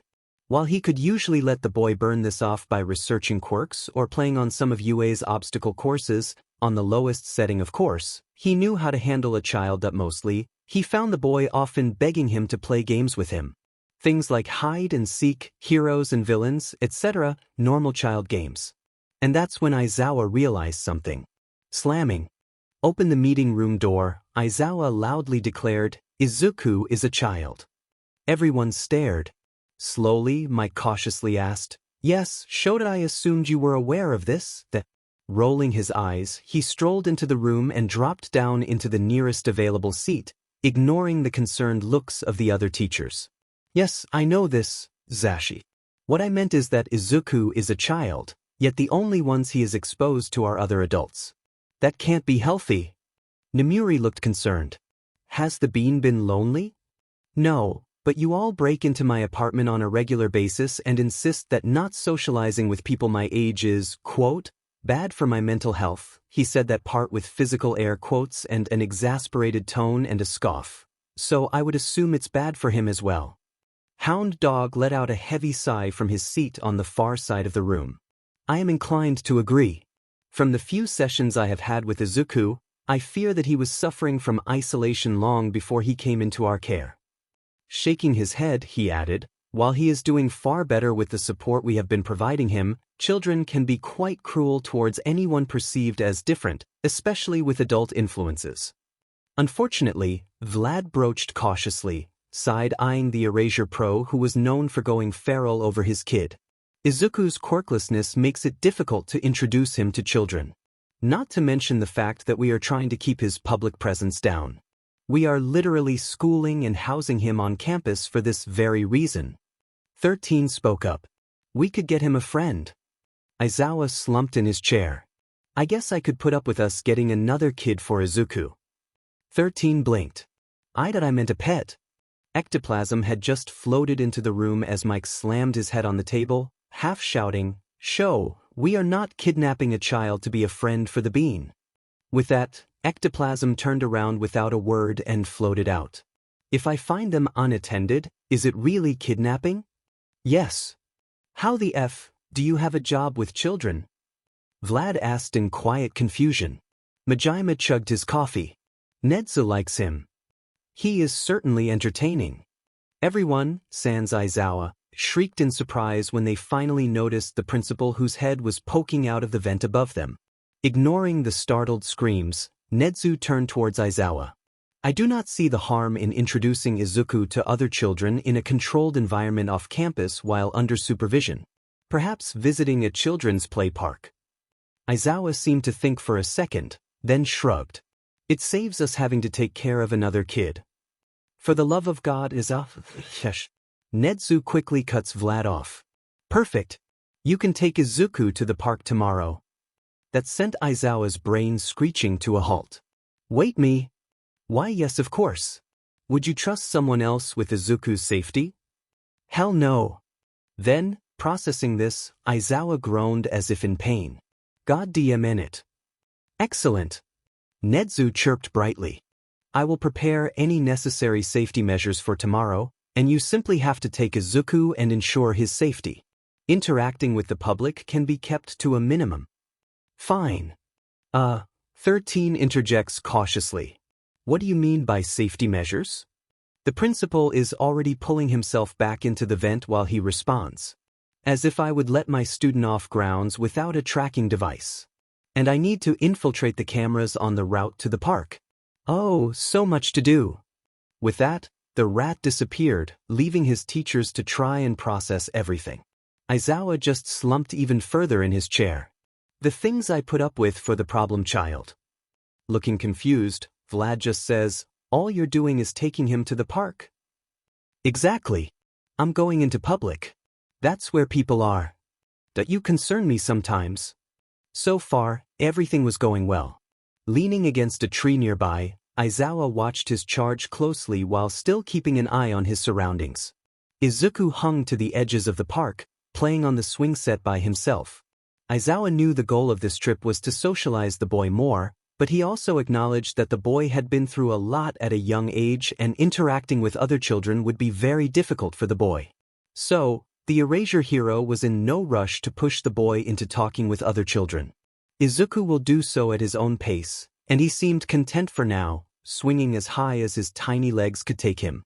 Everything was calm, ignoring the occasional distant shriek of a child, but Aizawa strangely enough found himself not caring. All he cared about was the fact that his charge seemed happy and safe and well cared for. That was enough for him. He should have known that things were a little too calm. Distracted by his thoughts, he did not notice the attacker until Izuku was being full-body tackled off the swing set, causing his charge to cry out in distress. Aizawa immediately leapt into action, his capture weapon whipping out to yank the assailant off his kid and restrain them before dashing forward. Izuku! He had to keep a tight grip on the scarf, so he couldn't properly pick up the boy who sat up in a stunned daze as he knelt beside him. "Are you all right?" Blinking owlishly, Izuku began to reply, but the restrained assailant cut him off. "Get the F away from Deku, you demon hobo." Aizawa blinked. Deku? He finally realized that the assailant in question was none other than a child, one possibly around Izuku's age. Spiky blonde hair and bright red eyes, sparks flashed from the boy's hands as he tried to free himself. Aizawa instinctively flared his own quirk, cutting off the sparks and causing the boy to start practically growling as he threw even more swear words towards the pro. Then, in a very small voice, Izuku whispered, "Kaken?" And it clicked. Watching as Izuku burst into tears and dashed towards the angry child, wrapping him tightly in a hug as he babbled on about how much he missed the boy, Shoyuta released the restraints of his capture weapon slowly, watching as the angry boy hugged Izuku back even more fiercely, yelling about how dare Izuku disappear on him like that. He might have been imagining it, but the angry boy might even have been crying too. Sighing heavily, Aizawa muttered, "At least I know what in the hell a Kaken is now." Bakugo Katsuki was not known for being a kind child. He was loud and brash and rough, everyone knew this, but he had an amazing quirk. Everyone told him what a strong hero he would be, maybe even stronger than All Might. He would be strong and unbeatable without anyone's help. He didn't need anyone else. Everyone else was just extras in his story. He was fine being alone. But why did it bother him so much when Deku didn't show up for school one day? He brushed it off. Deku had been sick before. He was weak. Hanaka-sensei said so. And so do all the other teachers. They told him that quirkless people just can't handle the same things as quirked people. That's why Deku cries so much. He wasn't as strong as Katsuki. "Let's be heroes together, Kaken." Sparks crackled from his palm as he thought about how much weaker Deku was. Stupid Deku still wanted to be a hero too. He had that stupid notebook yesterday, writing about hero fights, calling it hero analysis for the future. It just made him so angry. Why can't Deku understand? He's weak. He would just get himself killed as a hero. The teachers told him this. He heard them talking about how the boy was quirkless, how a quirkless person can't be a hero, how the boy would end up dead. Heroes are supposed to be strong and protect people weaker than them. That's why Katsuki continued to let Deku follow him around. He's strong. He can protect Deku. He can keep his friend the nerd safe. Sure, they used to talk all the time about how they were going to be heroes together, but they can't. Deku can't be a hero without a quirk. But he just won't listen. So Katsuki tried to show him. It started with Katsuki challenging him. To races, to ball throws, to other challenges to show Deku that he was weaker. And the nerd lost every time. But he would not stop. He still went on and on about how he just needed to practice, to get stronger. He said that he would prove that he could be a hero too, that he could stop villains without a quirk. And that's when Katsuki decided to prove that he can't. The first time was an accident. He was just so angry. Deku wouldn't listen. Katsuki had it, and with a growl, he shoved Deku to the ground. Both froze in shock, neither really saying much, and as the tears formed in the smaller boy's eyes, Katsuki stormed off. Not because he didn't want to see the boy see or YNO, he just didn't want to be there. That was it. The tears didn't bother him. The tears made him feel like something in his chest cracked. Deku kept it up though, kept trying to prove himself. So Katsuki began shoving him more. Sometimes, other kids joined in, telling him how he needed to teach Deku his place. Deku got better at not falling over all the time, and once when Deku got the nerve to yell at Katsuki to stop being mean, all while shaking and crying where he stood, Katsuki swung. Deku was quiet for a few days after that. But he just didn't stop. No matter how often he shoved, no matter how often he swung, Deku just got back up. And Katsuki just got angrier. And the angrier he got, the harder it was to control his quirk. So, it was no surprise when it finally happened when he grabbed the boy's arm and the crackling filled the air. He could still smell the burned skin. Deku had cried out in pain, darting away from the boy and clutching his arm tightly to his chest as he sobbed loudly. Teachers got involved. Katsuki was told that it was an accident, that it was fine. Deku was scolded to not agitate other kids before being sent to the principal. Did he even get to see the nurse? He was out for 2 whole days after that. And when he came back that he didn't follow Katsuki around anymore. So Katsuki began to seek him out. He doesn't know why he did it. Deku had gotten quieter about his dream to be a hero. He no longer declared it to the world like he used to do. But the fact that Deku was now avoiding him made him mad. Deku had been following him their entire lives. Sure, the teachers and other students said he was useless, but even if Deku couldn't be a hero, he was still Katsuki's friend responsibility. How can he protect him if he went off on his own? And the fact that Deku still tried to stand up for other kids to stop bullies made him even angrier. He may not shout it to the world anymore, but Katsuki knew that Deku still thought he could be a hero. Deku was still going to try. And Katsuki grew more desperate to teach the boy that he can't die, he doesn't want him to die. So he continued to teach him. Deku cries more than he smiles now. Deku can't be a hero, but Katsuki would be his hero. He saw Hanaka-sensei smirk last week after finding out Katsuki burnt Deku's arm again. Katsuki would save Deku from himself. But then Deku didn't come back. A week went by with no Deku, and Bakugo grew more and more agitated. And he sat back and watched how no one seemed to care. If they did, it was only to comment about how the waste of space was finally gone. Hanaka-sensei was happy to have one less student. Other kids tried to take Deku's stuff that got left behind when he was taken out of school early that one day. Katsuki wouldn't let them. Finally he snapped. "Sensei!" He shouted in the middle of class, quirk crackling along his palms. "When the F is that useless Deku coming back?" Hanaka-sensei sighed, used to the outbursts Katsuki was prone to. The teachers said it was okay for him to be bold, that it was a hero trait to speak his mind. But as Hanaka-sensei spoke, all the boldness left him. That kid? Oh, he isn't coming back. Katsuki's body felt cold. What? The brat's mom died, the teacher commented with a shrug, the rest of the class snickering when he called Deku a brat. Katsuki just felt like he couldn't breathe. Auntie was dead, she was gone, he can't. Not sure what they did with him, but he isn't our problem anymore. Isn't that great, Bugu? One of the extras replied with a smirk. No more of that useless freak following you around. Let's be heroes together, Kakin. The room began to spin. Let's be heroes together, Kakin. Deku wouldn't be following Katsuki anymore. Let's be heroes together, Kakin. Katsuki swore he was going to save him. Kakin dash. His hands sparked, and everything went white. He would take it all back just to have Izuku call him Kakin again. Mitsuki was having a bad day. Well, it was more like a bad few months, but today in particular was not going well. Her head hurt from the stress of everything as of late, her heart clenching painfully in her chest, and overall she just was not okay. But she was doing her best to seek it up and cope. Because as bad as she was feeling, Katsuki was undoubtedly feeling worse. Therapy this morning had not gone well at all. Despite Katsuki understanding that the therapy was supposed to help him cope with what has happened, despite showing some interest in participating, he still had days where he withdrew. And by withdrew, she meant become a surly and testy ticking time bomb. The extra sessions with court counselors could only do so much, and they had burned through 3 therapists already.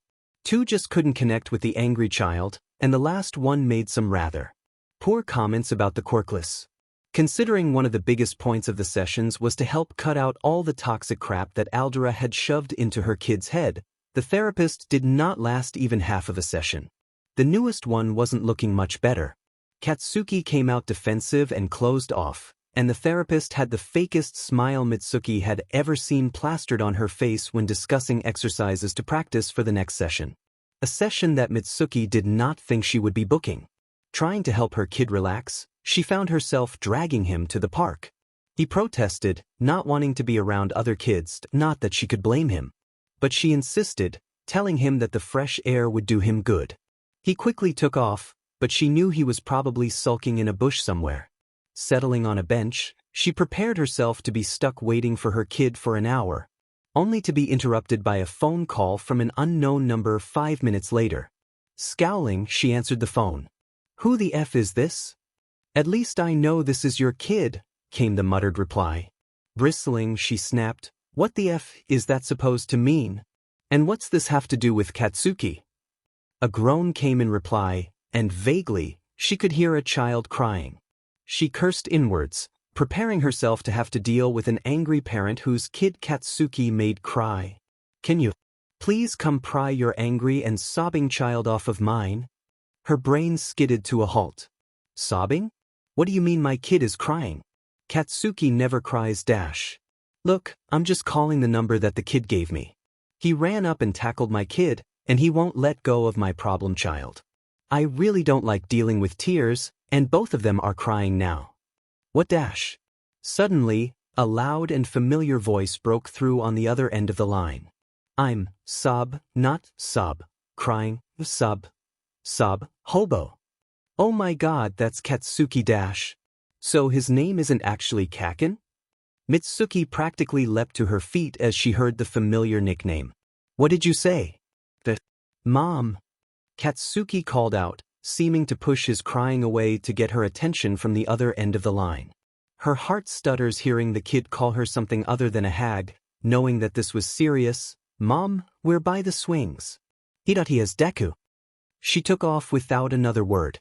He knew interacting with people was a mistake. Staring blankly at his phone, Aizawa was slightly miffed over the fact that the woman hung up on him. He could only assume it meant that she was heading over to intervene and pry her spawn off of Aizawa's kid, but that still meant that he had to deal with the 2 crying children alone in the meantime, unfortunately. Said crying children seemed to be getting a little less distressed, so Aizawa hesitantly edged his way towards them before carefully kneeling down. The blonde brat instantly had his hackles up, tightening his hold on the still sniffling Izuku and glaring at the older man warily. "I'm not going to hurt you, kid. I'm not letting you take Deku away," the angry child snapped, tears still glistening in his eyes. "Not again." With a small sob, Izuku cut in. "Kaken, Sensei is nice. He dash sob. He's a P-Pro hero." Katsuki's eyes narrowed at the man, and some might have found it intimidating. Aizawa, who has had to deal with mixed-goth phase back in high school and listen to Kiyama gush about things he would rather have bleached from his memory, had no soul left except for the tiny little soft spot that Izuku had carved into his cold, dead heart. So, he did not even flinch when the blonde practically growled while snapping, "Prove it." Carefully, so as not to startle the boy, "Think about kittens, they are like kittens, this one is just feral but hopefully up to date on shots. Does Izuku need shots? Possibly a rabies shot." After dealing with the feral brat, Aizawa reached into his pocket and pulled out a familiar card, his hero license, to be exact. Holding it out so that the boy could see, he calmly said, "My name is Aizawa Shoyuda, code Eraserhead." The boy seemed doubtful. Which, yes, that's good that he didn't just believe the word of a random stranger and his piece of possibly fake plastic. Smart, but not helpful for Aizawa and his hopes to take his charge home in one piece and take a nap. Sneering, Kaken snapped. "Never heard of you." That's the point, Kaken." Deku whispered fiercely, tears lessening as he clung to the boy that had him in some version of a hug headlock. "He's an underground pro hero." And then, in an even more hushed voice, he added, "And he works at you, too." Now that made the boy's eyes go wide. "Really? He teaches heroics. I've seen him teach." "No effing way." Aizawa internally groaned. If his kid learned any swear words, he will never hear the end of it from the others.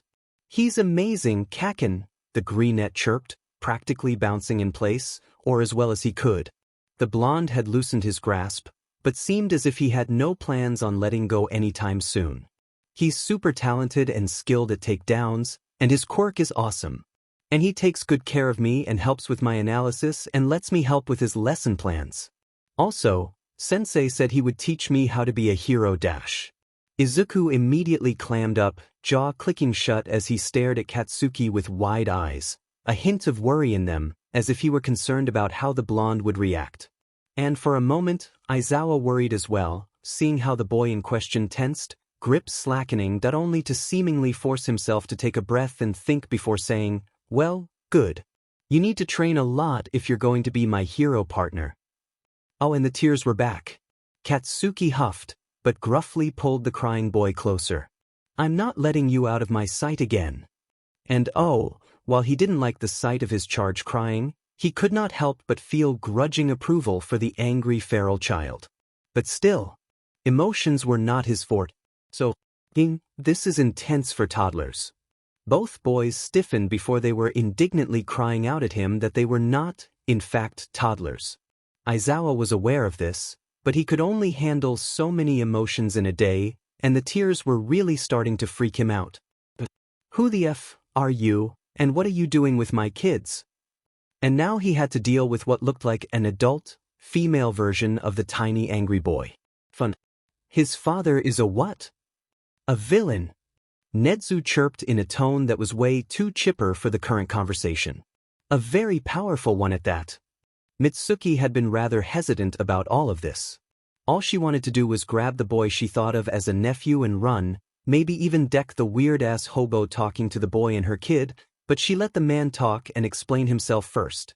Her irritation only grew learning that this man had legal guardianship over her kid, and it took all her willpower to not start shouting and cussing him out right then and there. She wanted answers. But he refused to give any, saying that the park was too open and that he could not risk them being overheard. And while she was wary of him wanting her to follow him to UA, after calling the school and confirming that yes, the scraggly homeless-looking man was a teacher there, she reluctantly agreed, so long as Katsuki was allowed to keep his hold on the green-haired boy. Her kid looked 2 seconds away from a breakdown, and separating him from Izuku would likely cause him to tip over the edge. So that's what led her to where she was currently, sitting across the weird rat that spoke and was apparently a principal of a hero school, telling her about how her nephew was currently at risk of being kidnapped and groomed into becoming a supervillain like his father. Frowning, she muttered, "I'm assuming this is going to make it more difficult to get custody of Izuku? I'm afraid it means that you are not going to be able to take custody at all, Bakugu-san," Detective Tsukachi cautiously explained. Seeing the rage growing on the woman's face, he quickly continued explaining. "I'm sorry, but with all due respect, you cannot protect him the way he needs to be protected. Izuku's father was dangerous, and despite being deceased, he had ties to people that would use Izuku with no hesitation to continue his legacy. He needs to be in protective custody, and UA is the safest location for him as of now. I'm his godmother for F's sake." Mitsuki snapped harshly. "Shouldn't someone have FING asked me first?" According to his file, Sir Night Eye interjected. "You declined taking him in." "I would never."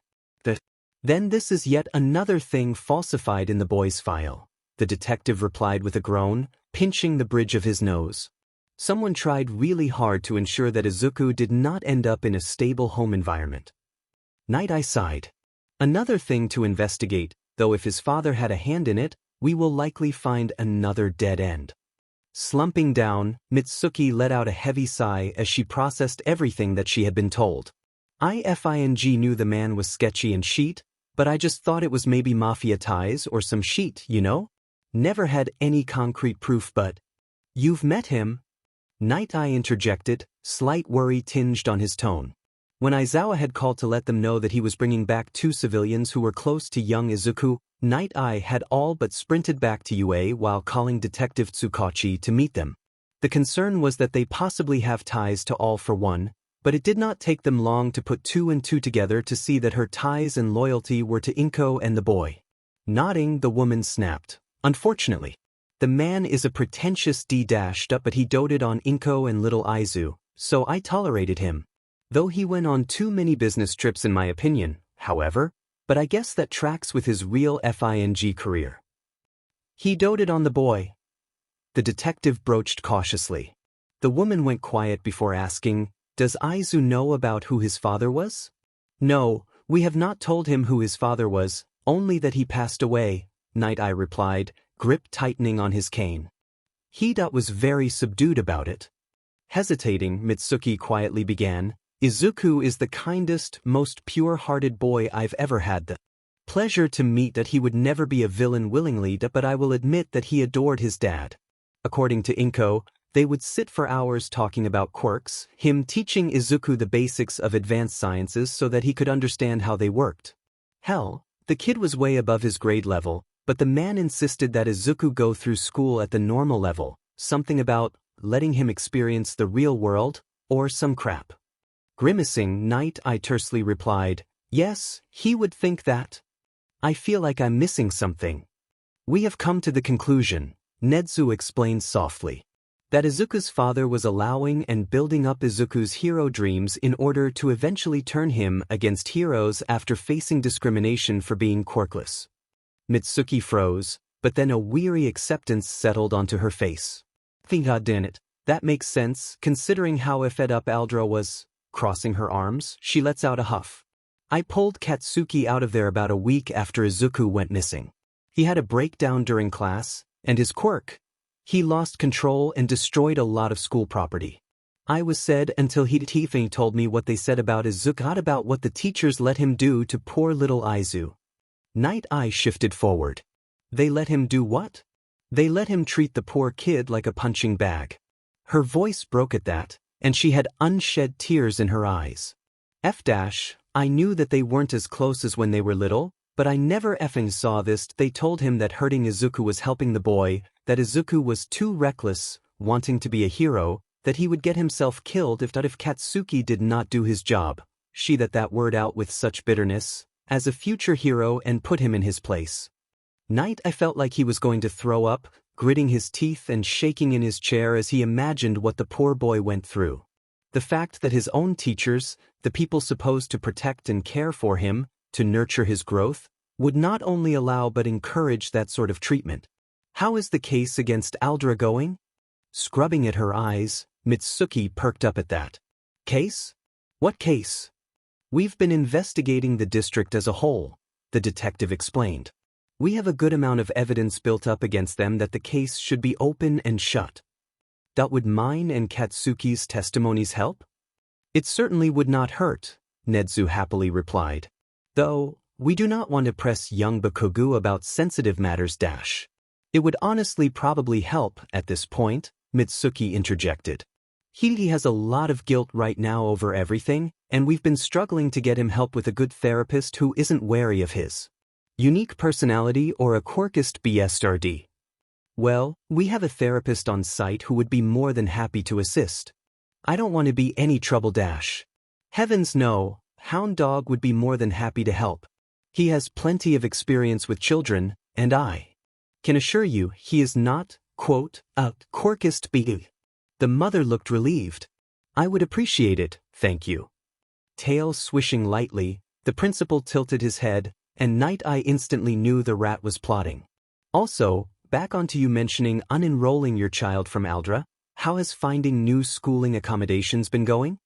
Aizawa slammed the door to the teacher's lounge open, startling everyone inside. With an evil grin, he firmly steered both Izuku and Katsuki into the room, both still latched to each other, before declaring, "I found Izuku a friend." Mike slammed his hands on his desk while ectoplasm began to enter the room behind Aizawa. "Show you to Aizawa. I told you, taking an unattended child is illegal." Without a word, ectoplasm once again left the room without a comment. Rolling his eyes, Aizawa continued to nudge the children into the room. "I had permission from the kid's mom." "Show dash. It's okay, Mike-sensei." Izuku interrupted, dragging a shell-shocked Katsuki closer to the other heroes in the room. "Kaken is my friend. We grew up together. And Auntie Mitsuki is talking to Principal Nedzu right now." Midnight practically squealed from her desk, jumping up and darting over to the pair. "Aren't you both the cutest?" Dragging them both into a hug, she cooed, "Izuku, why didn't you tell us you had such an adorable friend?" Staring with wide eyes, Katsuki loudly whispered, Deku, how many heroes do you know? Izuku blinked. A lot. Nem, let the kids breathe, Aizawa drawled, moving to forcefully pry the children from the now pouting hero. I'm not sure if the feral one bites yet. Snipe finally spoke up. I'm sorry, did you say feral? Oi.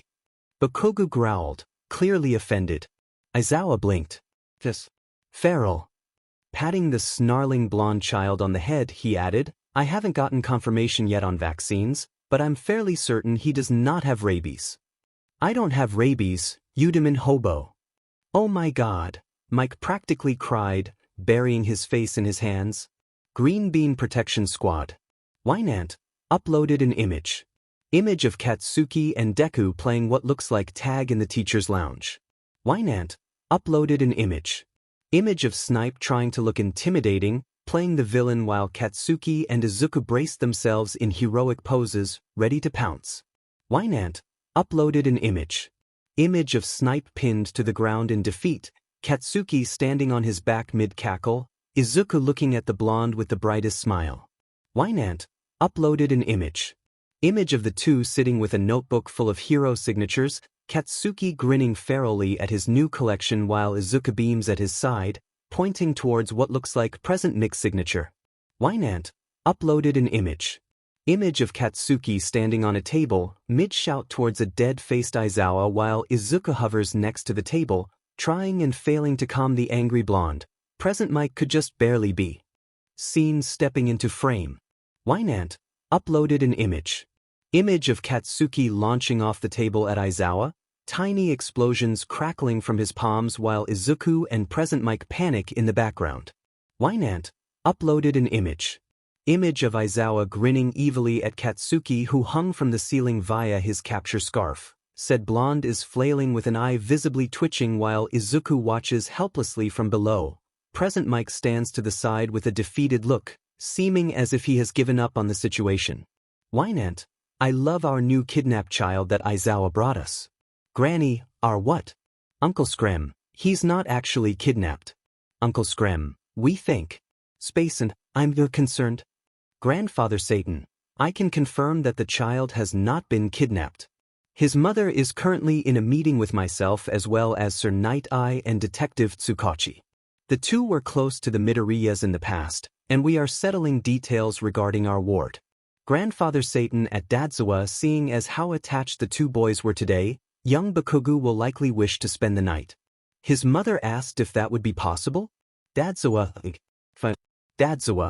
only because Izuku is going to pass out from dehydration if he cries anymore today. Dadzawa, but I'm demanding backup from either at Dadmite or at Uncle Fortune Cookie. Uncle Fortune Cookie, I will likely be busy tonight working on the information Bakugo-san provided about the Aldera investigation, but Yagi should be available tonight. Dadmite, insert a gif of a disturbingly close-up shot of All Might's face and the caption, I am here. Uncle Shotgun, speak of the devil. Dadmite, we have another child. Uncle Fortune Cookie, we are not keeping him. Dadmite, oh he seems like a fine young man. I am so glad that young Izuku has a friend. I would be honored to have them stay with myself if you need a break, Aizawa. Dadzawa, as if I would trust you alone with the two of them. Uncle Bloodbag, as if anyone should trust either of you alone with children. Uncle Fortune Cookie, Bakugo-san has informed us that Katsuki is a bit of a handful, and given Izuku's growing curiosity and confidence as of late, having the two of you there should prevent any mischief. Dadzawa, I'm sure we can handle two small children. Even if one is feral. Uncle Bloodbag, feral? Wait, that reminds me. Wynant has changed Uncle Fortune Cookie's username to Papa Fortune Cookie. Papa Fortune Cookie, was there a reason for this change? Uncle Screm, the little listeners had a very interesting conversation today when they didn't think anyone could hear them. Wynant uploaded a video. Video shows Katsuki and Izuku sprawled on their stomachs under a makeshift blanket fort. A sign can clearly be seen with a crudely written, Lord Explosion Murder and Deku Agency. No boring extras or hobos allowed, complete with tiny explosions drawn on as well as what looked like a cross between All Might and a bunny rabbit face. So you live with the hobo? Katsuki asks, grumbling the words as if they offended him as he continued to draw what looked like a hero costume in his notebook. Izuku hums quietly, smiling softly to himself as he works on a different hero costume drawing. Well, sort of. Sort of. I live with Aizawa-sensei and Mirai-san and Tashinori-san. Izuku chirps. They each have a room for me to stay in and are super nice and take really good care of me. Huffing, Katsuki narrows his eyes and stares at the boy quietly for a minute, before cautiously asking, "So, are they your dads now?" Izuku visibly jolted, head whipping towards his friend with a wide-eyed look. Dash. They aren't, I don't think dash. Snatching up a pillow, Izuku buried his face into it just as his cheeks began to burn bright red, traveling up to his ears. But it's not a big deal. Katsuki snaps, though the concern is clear on his face. They either are or they aren't.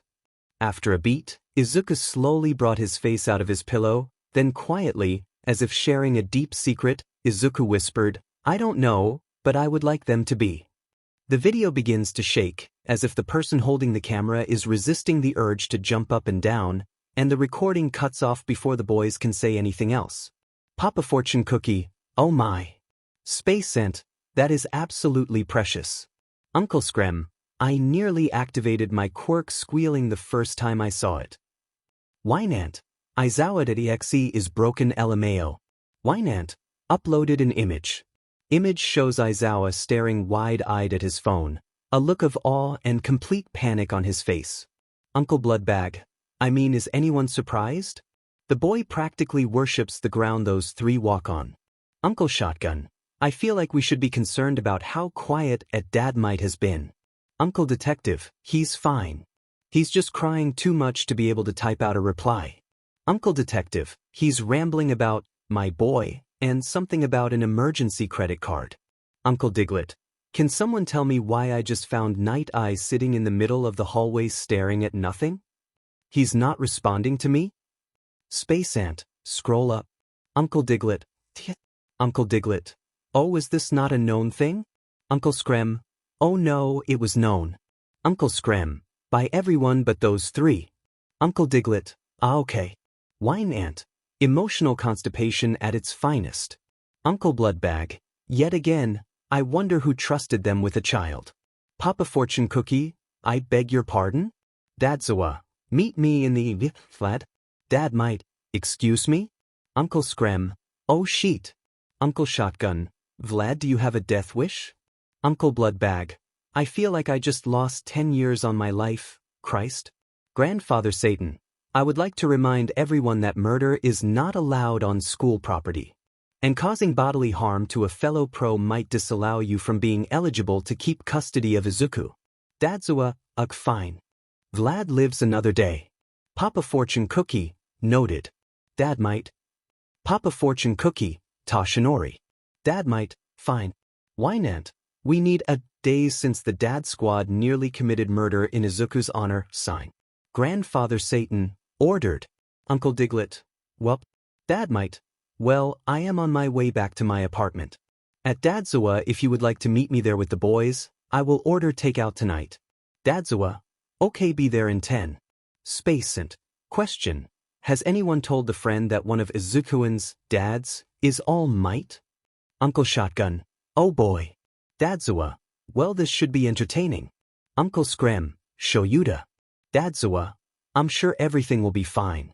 10 minutes later. Dadzawa, update, he went mute for like a solid 30 seconds, then looked Izuku dead in the eyes, whispered, Deku, what the F? And promptly fainted. Uncle Screm, shoulda. Dadzawa, don't worry, I've got everything covered. Space Ant, so he's okay? Dadzawa, oh yeah, I think so. But I meant that I got it on video. Uncle Bloodbag. Granny, I am on my way. Papa Fortune Cookie, oh not again. Uncle Shotgun, again? Dad my heir, young Izuku also fainted upon meeting me. This tends to be a thing with young children.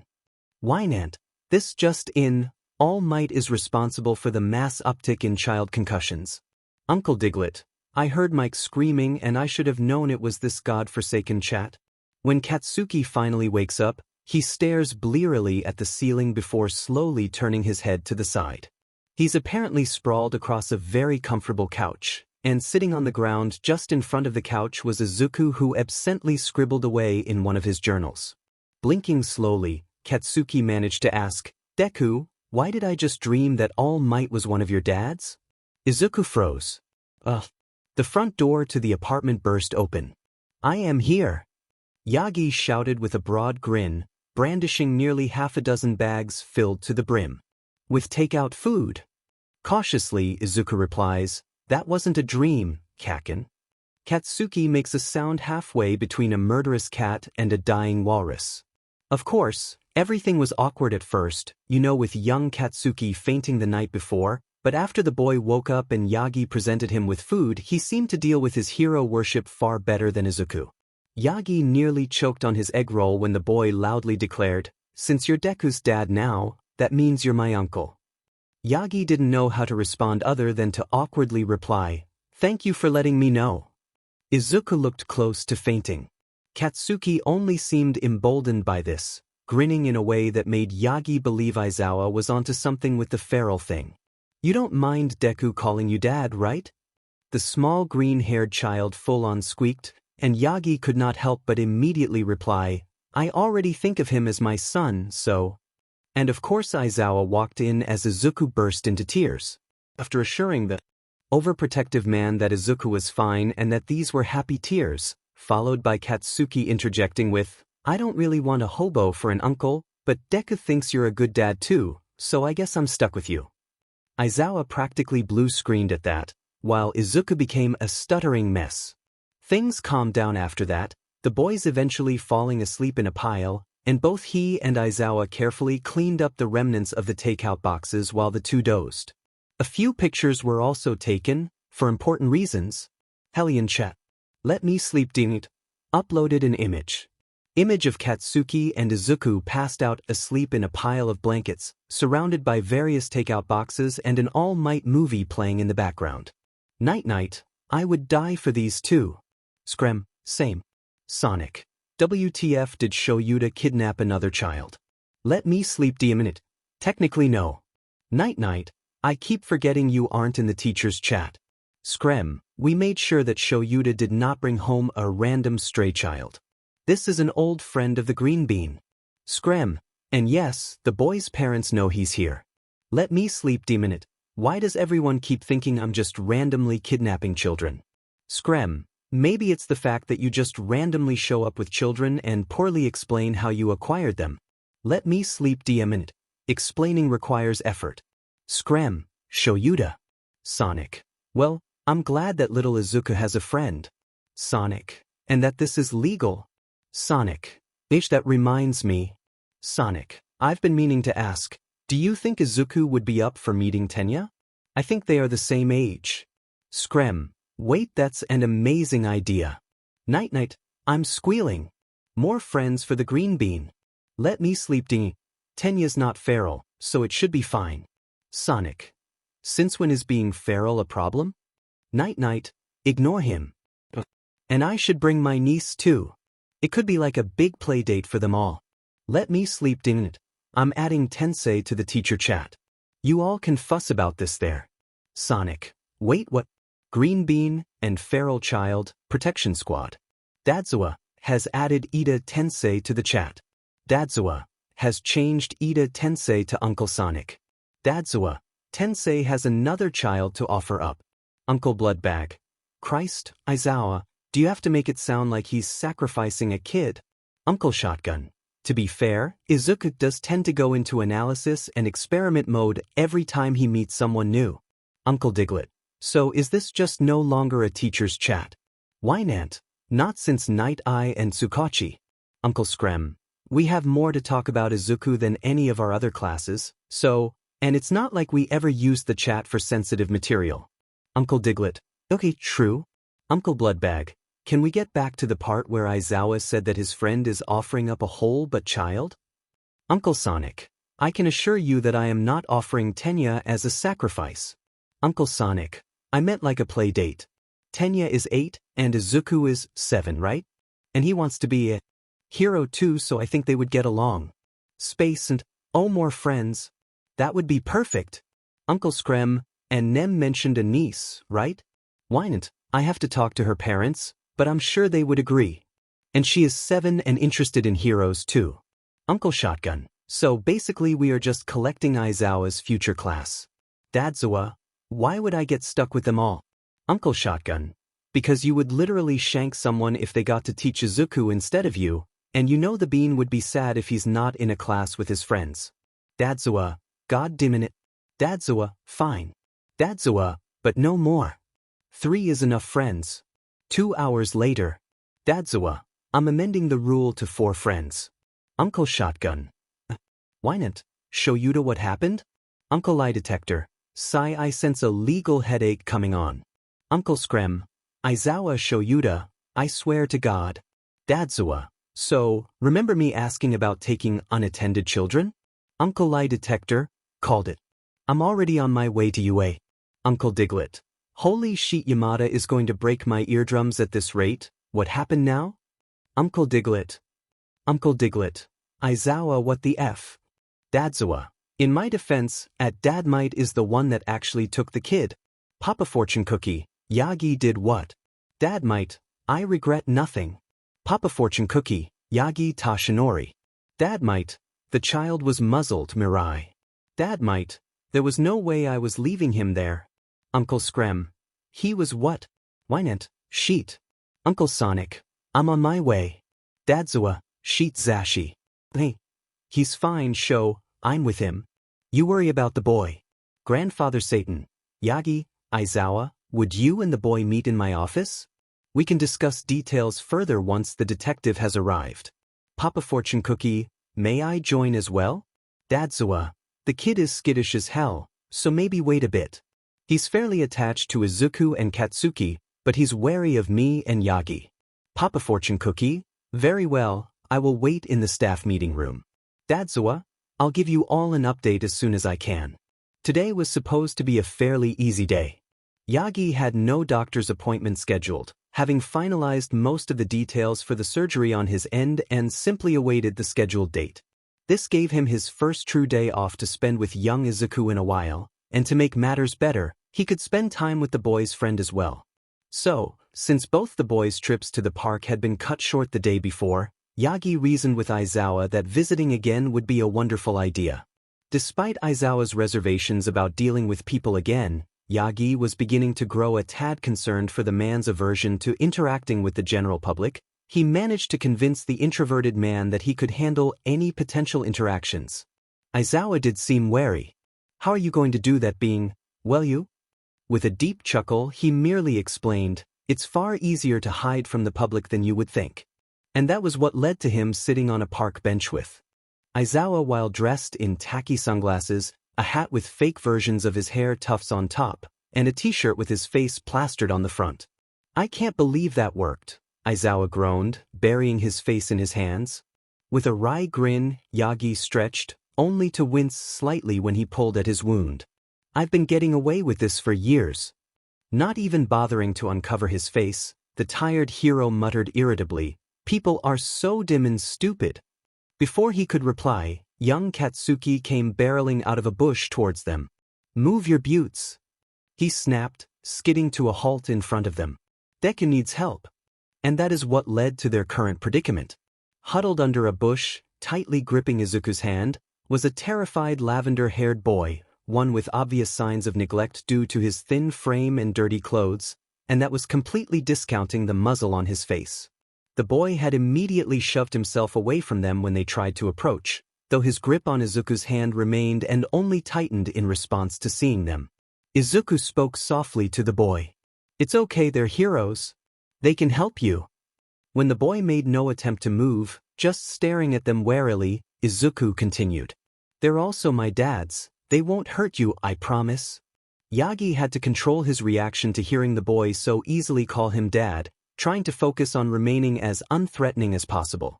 Hello, young man. Reaching up slowly to slip off his hat and glasses, he could not help but chuckle at the bewildered look on the boy's face. Though he was a bit less bulky in the past few months of limited hero work, All Might was still fairly recognizable to anyone in Japan. I am here to help you should you let us.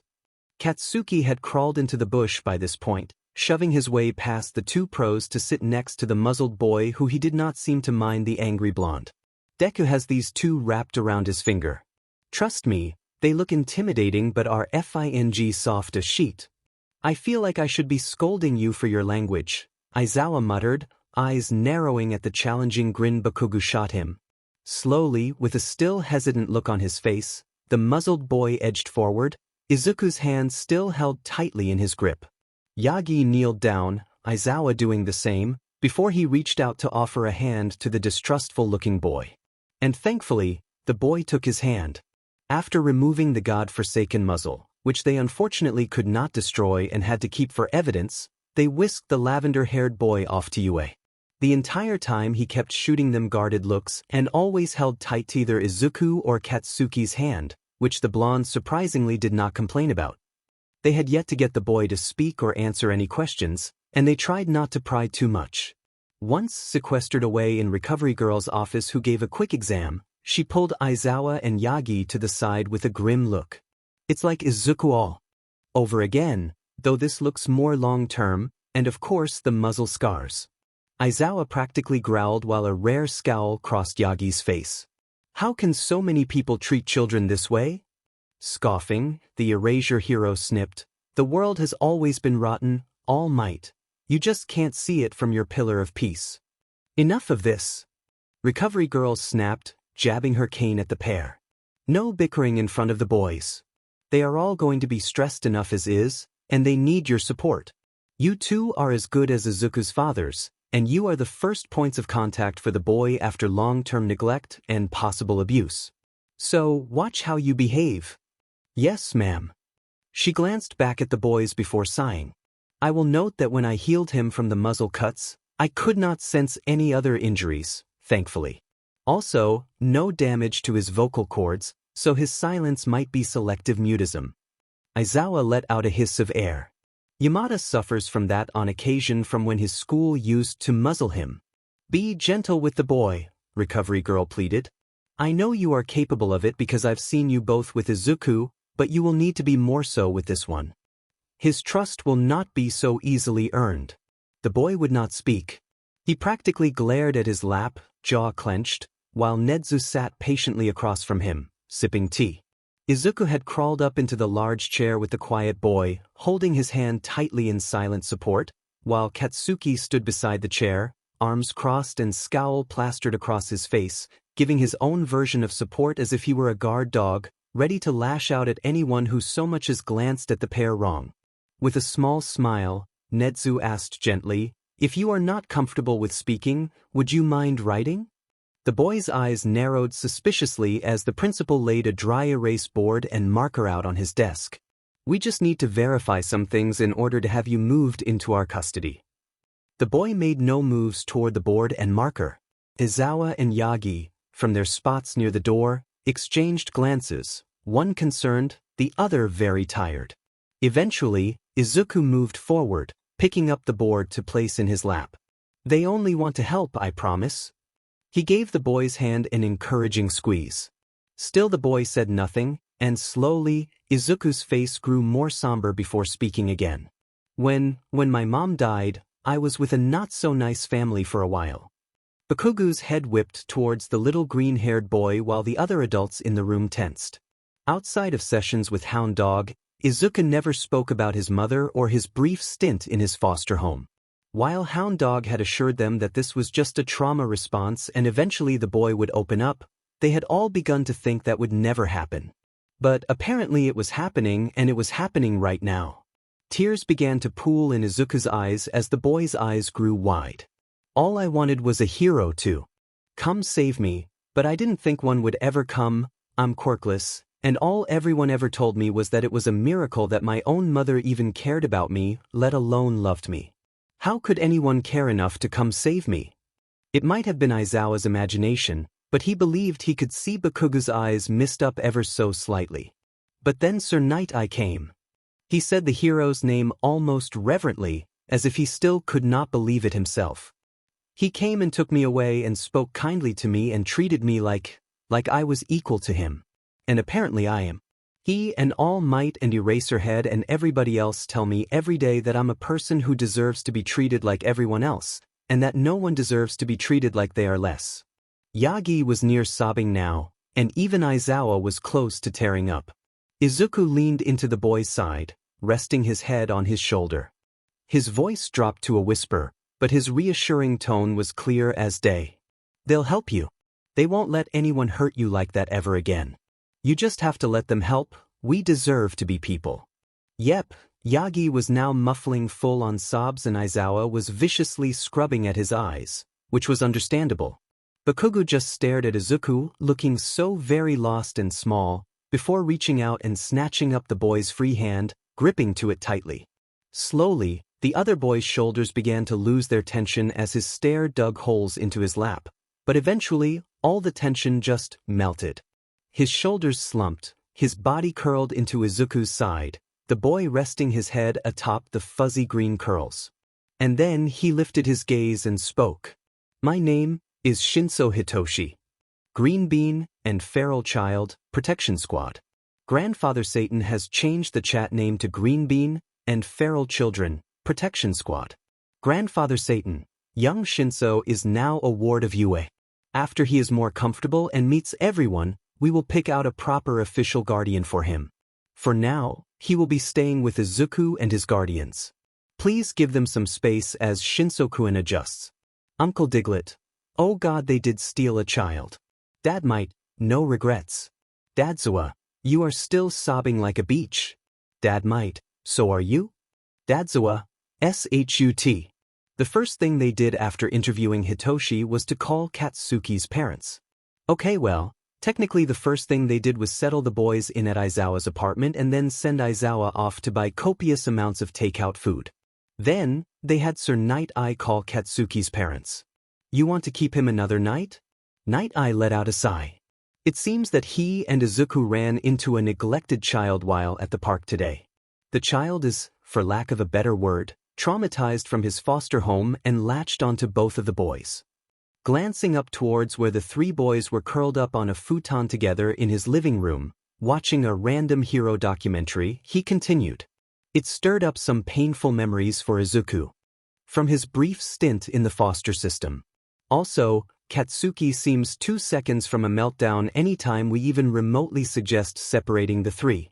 Hound Dog said that they will likely be better by morning time, but... Say no more, the Bakugo matriarch replied firmly. I know he's safe with you, and I can't in good conscience separate those boys after everything. I do want to meet the newbie once he's settled, however. It's a miracle my brat attached to anyone other than Izuku. Once he's settled, Night Eye emphasized, a soft smile growing on his face as he watched Izuku and Katsuki hype up the quiet boy about some super movin' up-and-coming hero performed on screen. I really do appreciate this. We all do. He heard her bark out a laugh on the other end of the line. You kidding me? You know how hard it is to find someone to babysit the brat?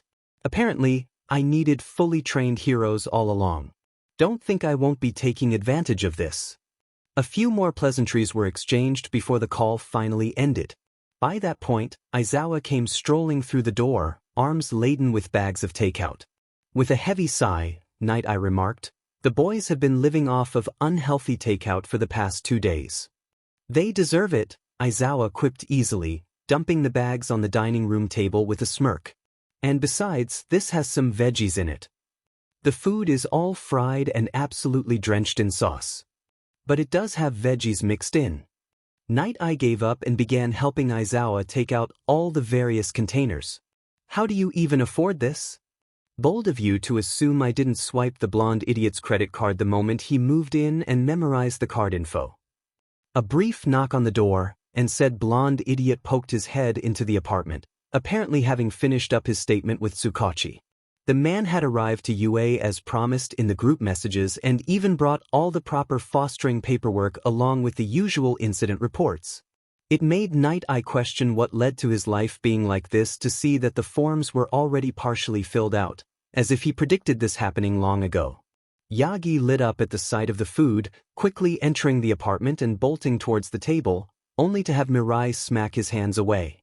You know you aren't allowed to eat this, Toshinori.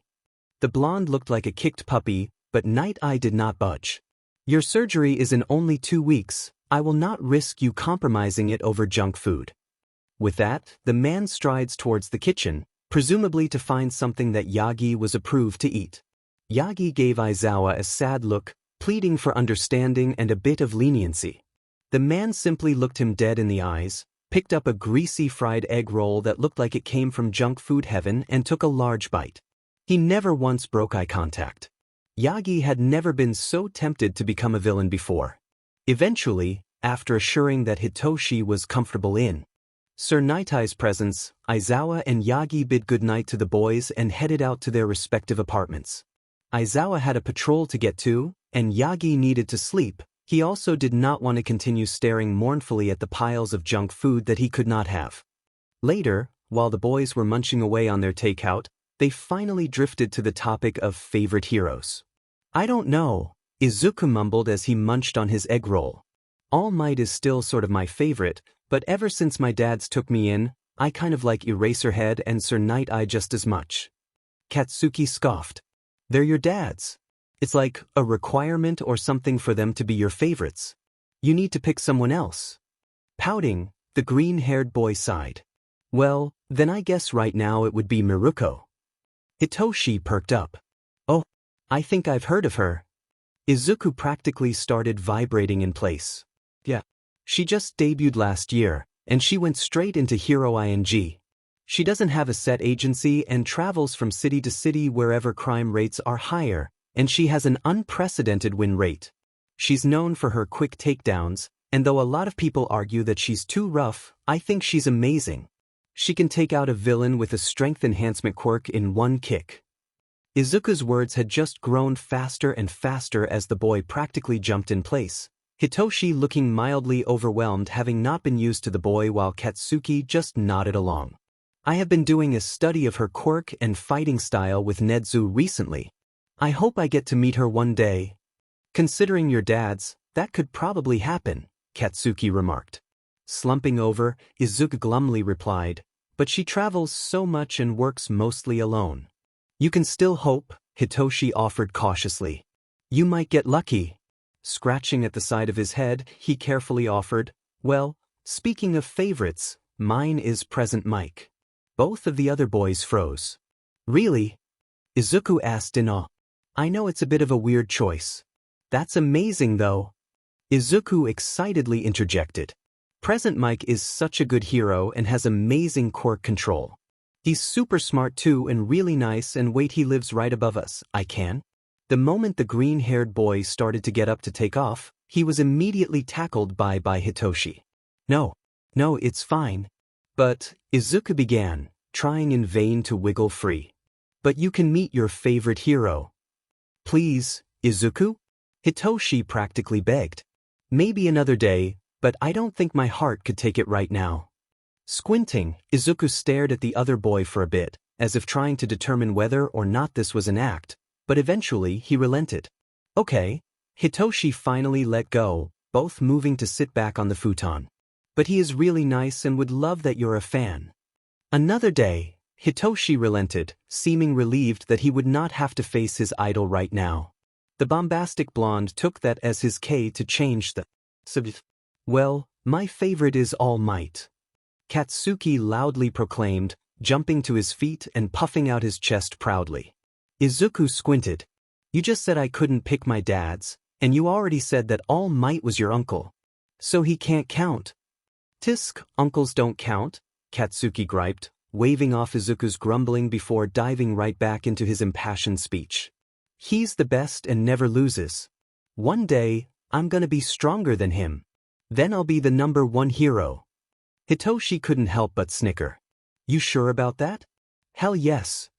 Gesturing towards the little green-haired boy staring at him with a smile plastered across his face, he boldly proclaimed, and Aizu is gonna be my hero partner. So, he's gonna be #2. Plopping back down on the futon, he huffed.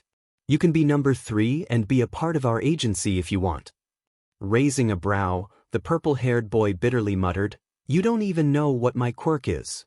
"Doesn't matter," Katsuki replied, picking up his bowl and scooping in a large mouthful of food, chewing quickly before elaborating. "So long as you train and cheat and show the villains who's boss, that's the only important part. And Izu is super smart. He can help you figure out tricks with your quirk." "Kaken!" Izuku squeaked, covering his face with his hands. "I'm not that smart." The blonde stared incredulously at his friend. "Izuku, you're being personally taught by Nedzu. He's like the smartest creature on the planet." "That doesn't mean I'm smart." "Bullshit."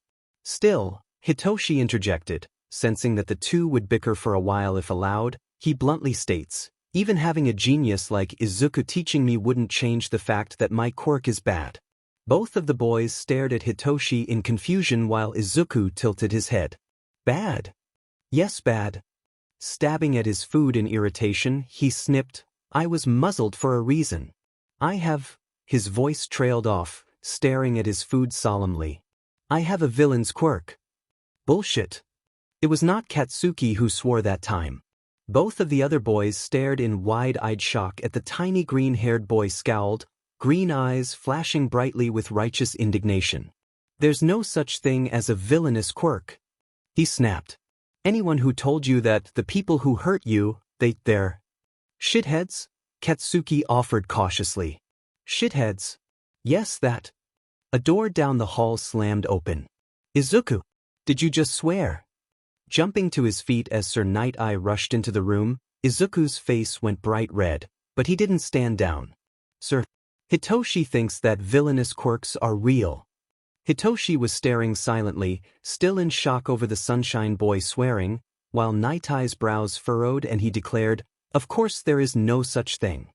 Izuku spun around to his new friend, beaming brightly over the fact that one of his favorite adults agreed with him. "See, your quirk can't be villainous cause there is no such thing." That drew Night-Eye's concern off of the fact that Izuku swore and onto the other issue at hand. "Hitoshi, do you really believe that?" The boy in question shrunk in on himself. "It's what everyone says when they find out." Katsuki huffed. "Those extras don't know what the F they are talking about."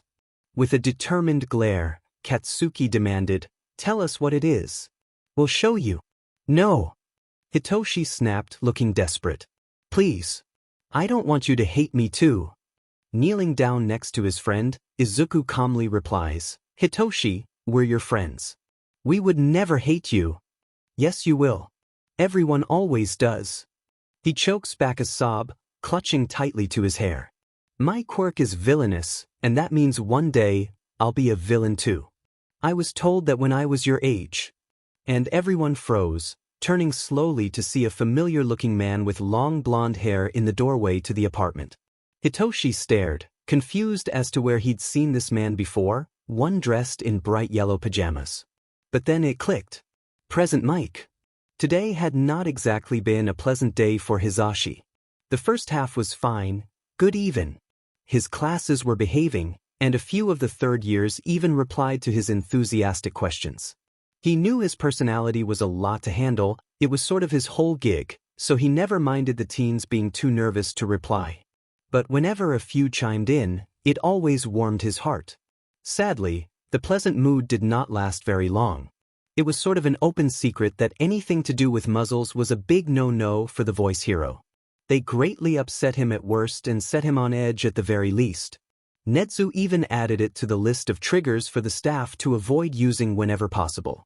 When he first joined the staff, Hound Dog was very cautious to ensure that Hisashi would be fine seeing the man out and about in his costume's muzzle, not wanting to trigger him.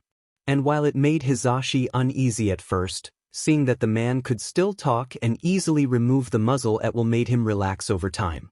While he was infinitely better than when he was a kid, talking about muzzles in general still tended to upset him. However, he could manage his nerves most of the time. But finding out that a child was being muzzled? Things went south fast. Unpleasant memories were dragged to the surface, and Hisashi found himself having his first panic attack over muzzles in years. Thankfully, Nemuri appeared at his side within minutes and after coaxing him out of his mind's attempts to disassociate, he found himself being ushered out of the school to his on-campus apartment. An hour later, they were both curled up together on the couch under his favorite oversized blanket, both wearing some of his comfier sweats and hoodies while watching pre-Quirk era I Love Lucy episodes.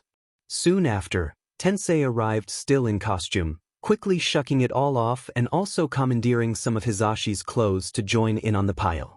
Even Shoyuta eventually even managed to join them, but only for a quick check-in before patrol.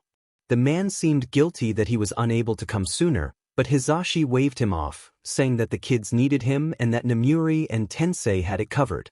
After assuring that he was fine, Shoyuta eventually caved and headed out to his patrol shift.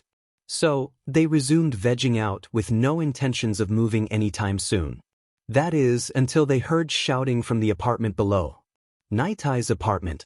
The one where the kids were staying. Hizashi, with fried nerves and anxiety still simmering under the surface from earlier, was the first to launch to his feet and barrel out the door. His mind assumed all the worst-case scenarios, fearful that someone may be attacking the kids, and he did not pause in his stride at all as he heard Namuri and Tensei shout after him, struggling to untangle themselves from the blanket and give chase. Darting down the stairs, his feet nearly slid out from under him as he pushed open the door with no hesitation, only to find Izuku and Katsuki huddled around an unfamiliar purple-haired boy who looked like he was in the middle of a breakdown. Mirai was hovering to the side, clearly looking at a loss as to what to say, glancing up to acknowledge the hero with worried eyes. Izuku was just beginning to speak, telling the purple-haired kid, "Hitoshi, we're your friends. We would never hate you." "Yes, you will. Everyone always does." The boy was clearly panicking, clutching at his hair with a painful-looking grip, refusing to look the others in the eye as he curled more tightly in on himself. "My quirk is villainous, and that means one day, I'll be a villain too. I was told that when I was your age." The words left him before he could really process what to think, and suddenly, all eyes were on him. Namuri and Tensei had just come barreling in at that point, frozen behind him and silent. The boy in question stared slack-jawed at him, eyes wide and a familiar look crossing his face. A look more desperate and awestruck than he was used to, but still something he could comprehend as the boy reverently whispered, "Present, Mike?" He couldn't help but smile brightly, loving that the kid recognized him even out of costume. If he wasn't sure that the kid was a fan before, this just solidified it. "Wow, you sure are sharp, little listener. Not many people would know who I am looking like this." The boy quickly became a blushing mess, ducking his head into his knees to hide his face. Izuku was grinning brightly beside the boy, practically vibrating in place. "Hitoshi," Izuku whispered, though it was still very easy to understand the green bean, all while shaking Hitoshi's shoulder. "Isn't it great? It's your favorite hero." And oh, hearing that did something to Hizashi's heart. Katsuki flashed Hizashi something that seemed like a "don't F this up" look before turning his attention to Hitoshi, whose entire face was still hidden, but his very bright red ears were clearly visible. "The cockatoo ain't gonna hurt you." Night quietly muttered, "Izuku better not learn any more swear words, so help me." Before Hizashi could ask what he meant little Izuku isn't capable of swearing, it's physically impossible Hitoshi's face popped up to look at Katsuki and vehemently proclaim, "I know he wouldn't." Lavender eyes turned towards him, and he once again saw the awe and disbelief and something almost like fear in his eyes. Swallowing heavily, Hitoshi managed a very soft, "hello." Taking this as permission to move, Hizashi approached slowly, still smiling warmly at the slightly trembling boy as he moved to sit in front of him. "Hi there, little listener." He still had a death grip on his knees, face partially hidden as he stared at the man. Izuku had a comforting hand on his shoulder while both he and Katsuki flanked Hitoshi, offering their silent support. Hisashi simply kept up his smile, waiting patiently, not wanting to stress the poor boy and overwhelm him when he was clearly already a little distressed. Hitoshi, for his part, didn't leave him waiting for too long. "They called you a villain?" He blurted out, then seemed to instantly regret it, slapping his hands over his mouth and looking ready to apologize. Hizashi did not give him a chance to apologize, however, instantly replying, "Yes, they did." I knew many not nice people when I was growing up. Hands tightening in the fabric of his pants, Hitoshi carefully asked, "Why? Your quirk is so heroic." "No, it's not," he gently but firmly interjected. As Hitoshi began to wilt, he quickly explained. "My quirk isn't heroic, but it's not villainous either." Seeing the boy's confusion, he asked, "Hitoshi, if someone was to hit someone else with a stick, is the stick bad?" "No." His smile brightened. "Exactly. Because a stick is a tool. It can be used to hurt someone, but it can also be used as a cane to walk, or to tie a sheet on to make a flag. Tools aren't good or bad.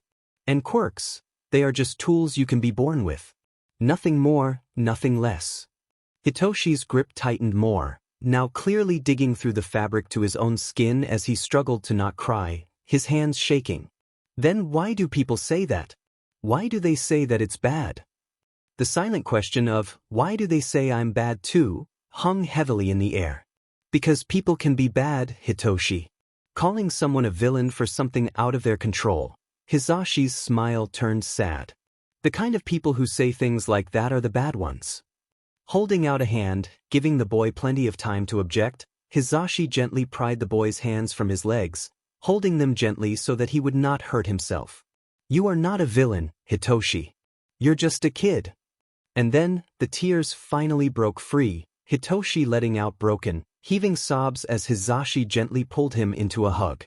Blinking back his own tears, he tucked the boy's face into his shoulder. No child should ever be made to feel otherwise. It felt like ages before Hitoshi finally calmed, but in reality, it was only a short few minutes. Nemuri and Tensei had been ushered to the kitchen by Mirai not long after the crying started, all setting about the important task of brewing tea and making, in Tensei's words, the best DMN hot chocolate in all of Japan. And by best, he meant instant with milk and way too many marshmallows, because that was all Mirai had in his kitchen. "Instant hot chocolate is a sin," Tensei hissed under his breath, still minorly insulted that the pro did not have any real chocolate in his apartment. "Be happy we have that," Mirai snipped back, shoving more mugs at the pro. "You never had to survive Izuku after eating a chocolate bar. Be gracious that I am sharing my marshmallow stash in the first place." Nemuri seemed concerned. Will it be okay to give the green bean this?" Sighing heavily, Mirai replied, "Just give him only a few marshmallows. It's late enough that he should be too tired to wreak too much havoc." Stirring a cup that was notably lighter than the other hot chocolates, he also quietly muttered, "I also have the amount of hot chocolate mix in his mug." Izuku and Katsuki, for their part, had stayed firmly at Hizashi and Hitoshi's sides, watching the purple-haired boy like a pair of hawks, ready to swoop in if they felt like Hizashi was not doing a good enough job for even a second. Hizashi found it both cute and minorly terrifying being scrutinized by the pair. Mostly, he was nervous about Izuku.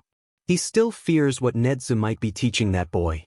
A short while after drinks had been passed around, the children and Tensei, despite his complaints about instant being horrendous, enjoying their hot chocolate while the rest of the adults sipped their tea, Hitoshi finally spoke.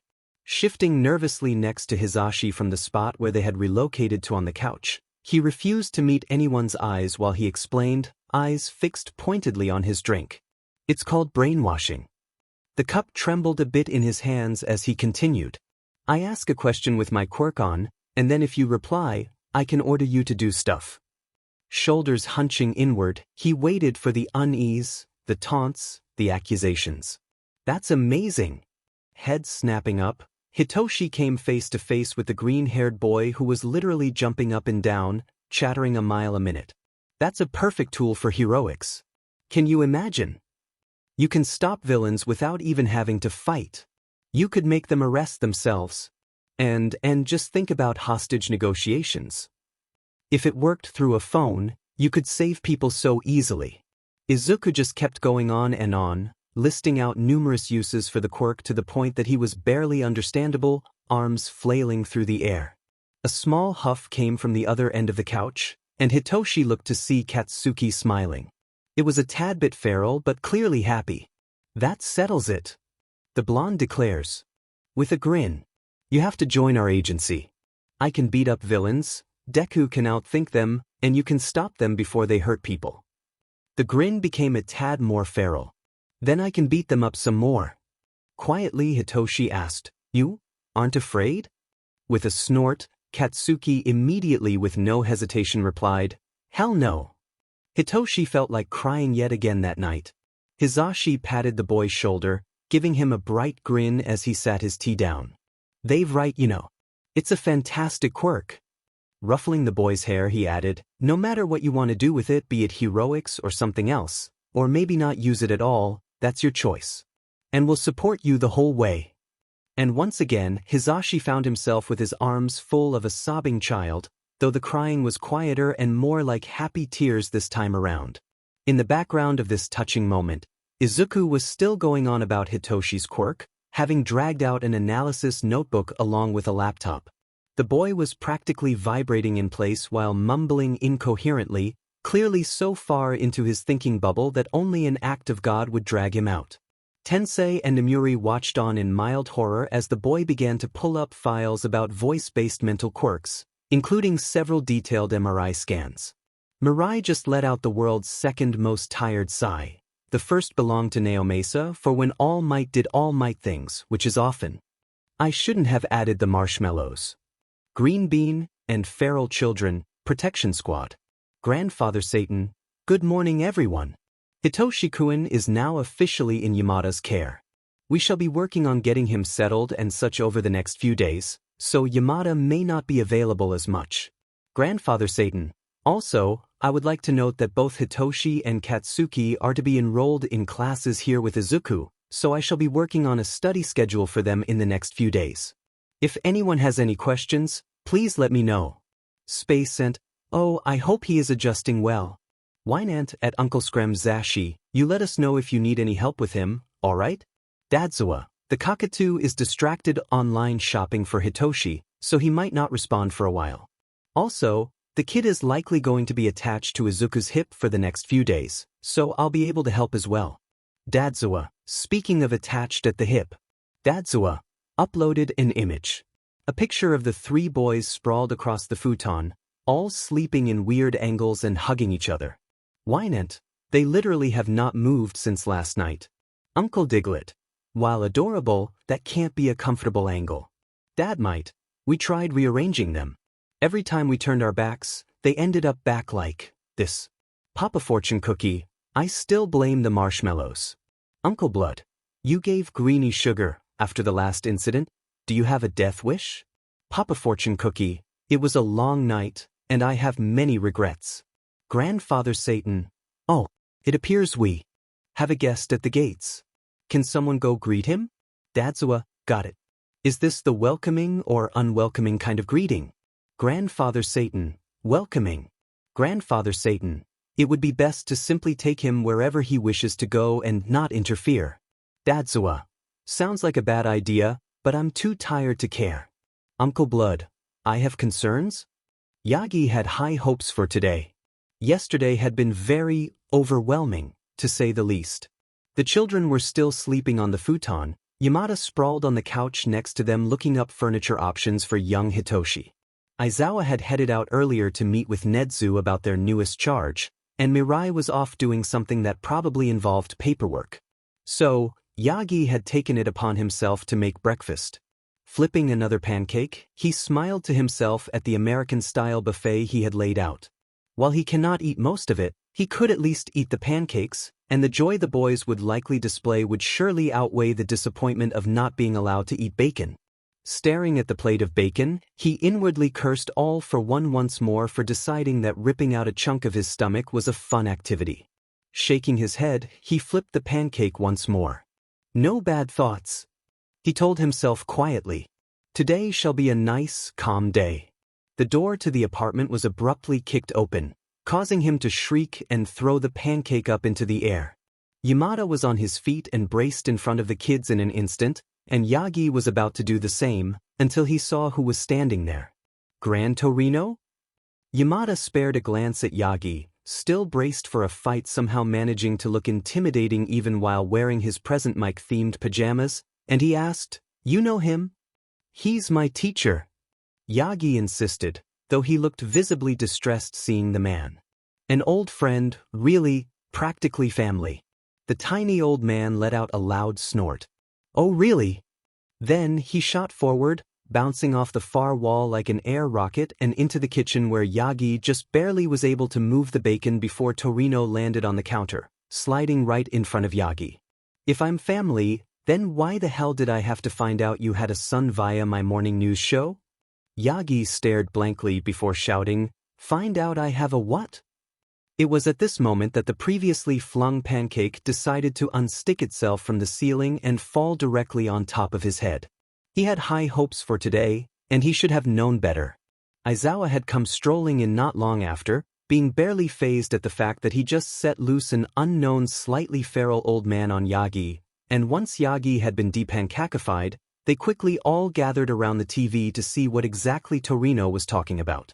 And that's how they ended up watching a clip of Yagi and Aizawa speed walking down the street, ushering along the trio of boys towards their car. The title of the clip was All Might's Secret. Family? With blurry attempts to zoom in on the kids' faces, though only Katsuki's face being clear, Hitoshi's face angled down and Izuku's face and hair thankfully hidden well in his All Might hoodie. Camera picture of Aizawa and All Might next to each other. Text at the bottom of the screen asking if he could possibly be All Might's spouse. Well, that's nicer than this morning's clip, Torino griped. Yamada blankly asked, what did this morning say? Symbol of peace kidnapping children. Yagi visibly slumped. Oh, PR and Mirai are going to kill me. With an audible growl, Aizawa snapped, they think I'm your husband. Dropping his face to his hands, he groaned. I am never going to be able to walk down the street without paparazzi tailing me ever again. Running his hands along his face, he groans, those vultures are relentless. Patting his friend's shoulder, Yamada struggled to find words of encouragement. It'll be okay, they probably won't remember in a few days. Gran Torino let out a snort. Fat chance of that. Aizawa looked ready to say something else, only for his phone to suddenly ping. And then it pinged again. And again. He pulled it out as it continued to chime, only to look at it in horror. Oh God. He looked up to Yamada. The Unders group chat found out. Yamada let out a low whistle. Yeah, Emi is never going to let you live this down. Yagi glanced between them. Should we be concerned? Aizawa's phone pinged once again. He stared at it in horror. They are making memes out of it. Is that bad? Aizawa looked ready to fight him, only to be interrupted by a barely awake voice shouting, cool. They think I'm All Might's kid. They all looked over to see Katsuki launching himself out of the mess of blankets, hopping along as he dragged the still passed out in a sugar coma Izuku who had a death grip on one of his legs. This caused Hitoshi to be dragged along due to Izuku's grip with his other hand, and the lavender-haired boy sat up and blearily blinked, obviously still struggling to get his bearings as he was slowly tugged along by his waist. Torino seemed to finally remember why he was there. Leaping up in the air, he tracked Yagi on the back of the head, unfazed by the man's yelp of pain. You had 3 kids and didn't tell me? No. Yagi insisted. Only one of them is mine. Torino paused, before leaping up again and thwacking Yagi once more and grabbing his ear on the way down, dragging the man down to his level. You mean the kidnapping story was right?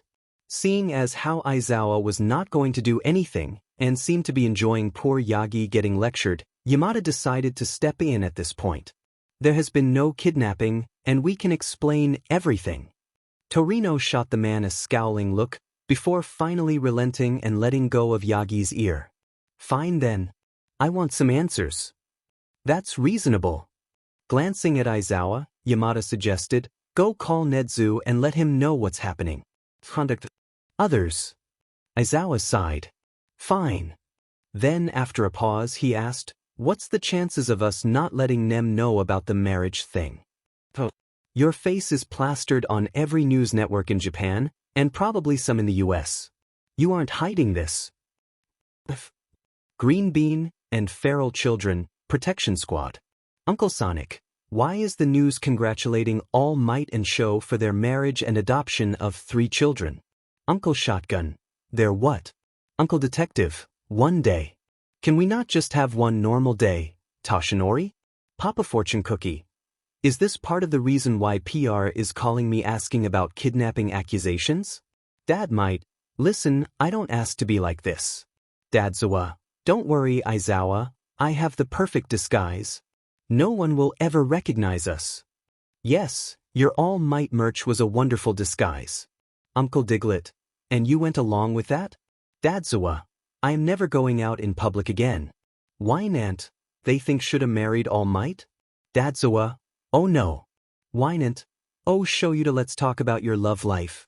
Dadzawa at space and can I take a one-way trip into a black hole? Space Ant. No. Dadzawa, Diamanit.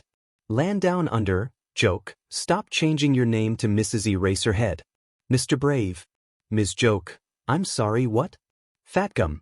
Okay, did not see that coming. Eraserhead, oh no. Ms. Joke, shoulda.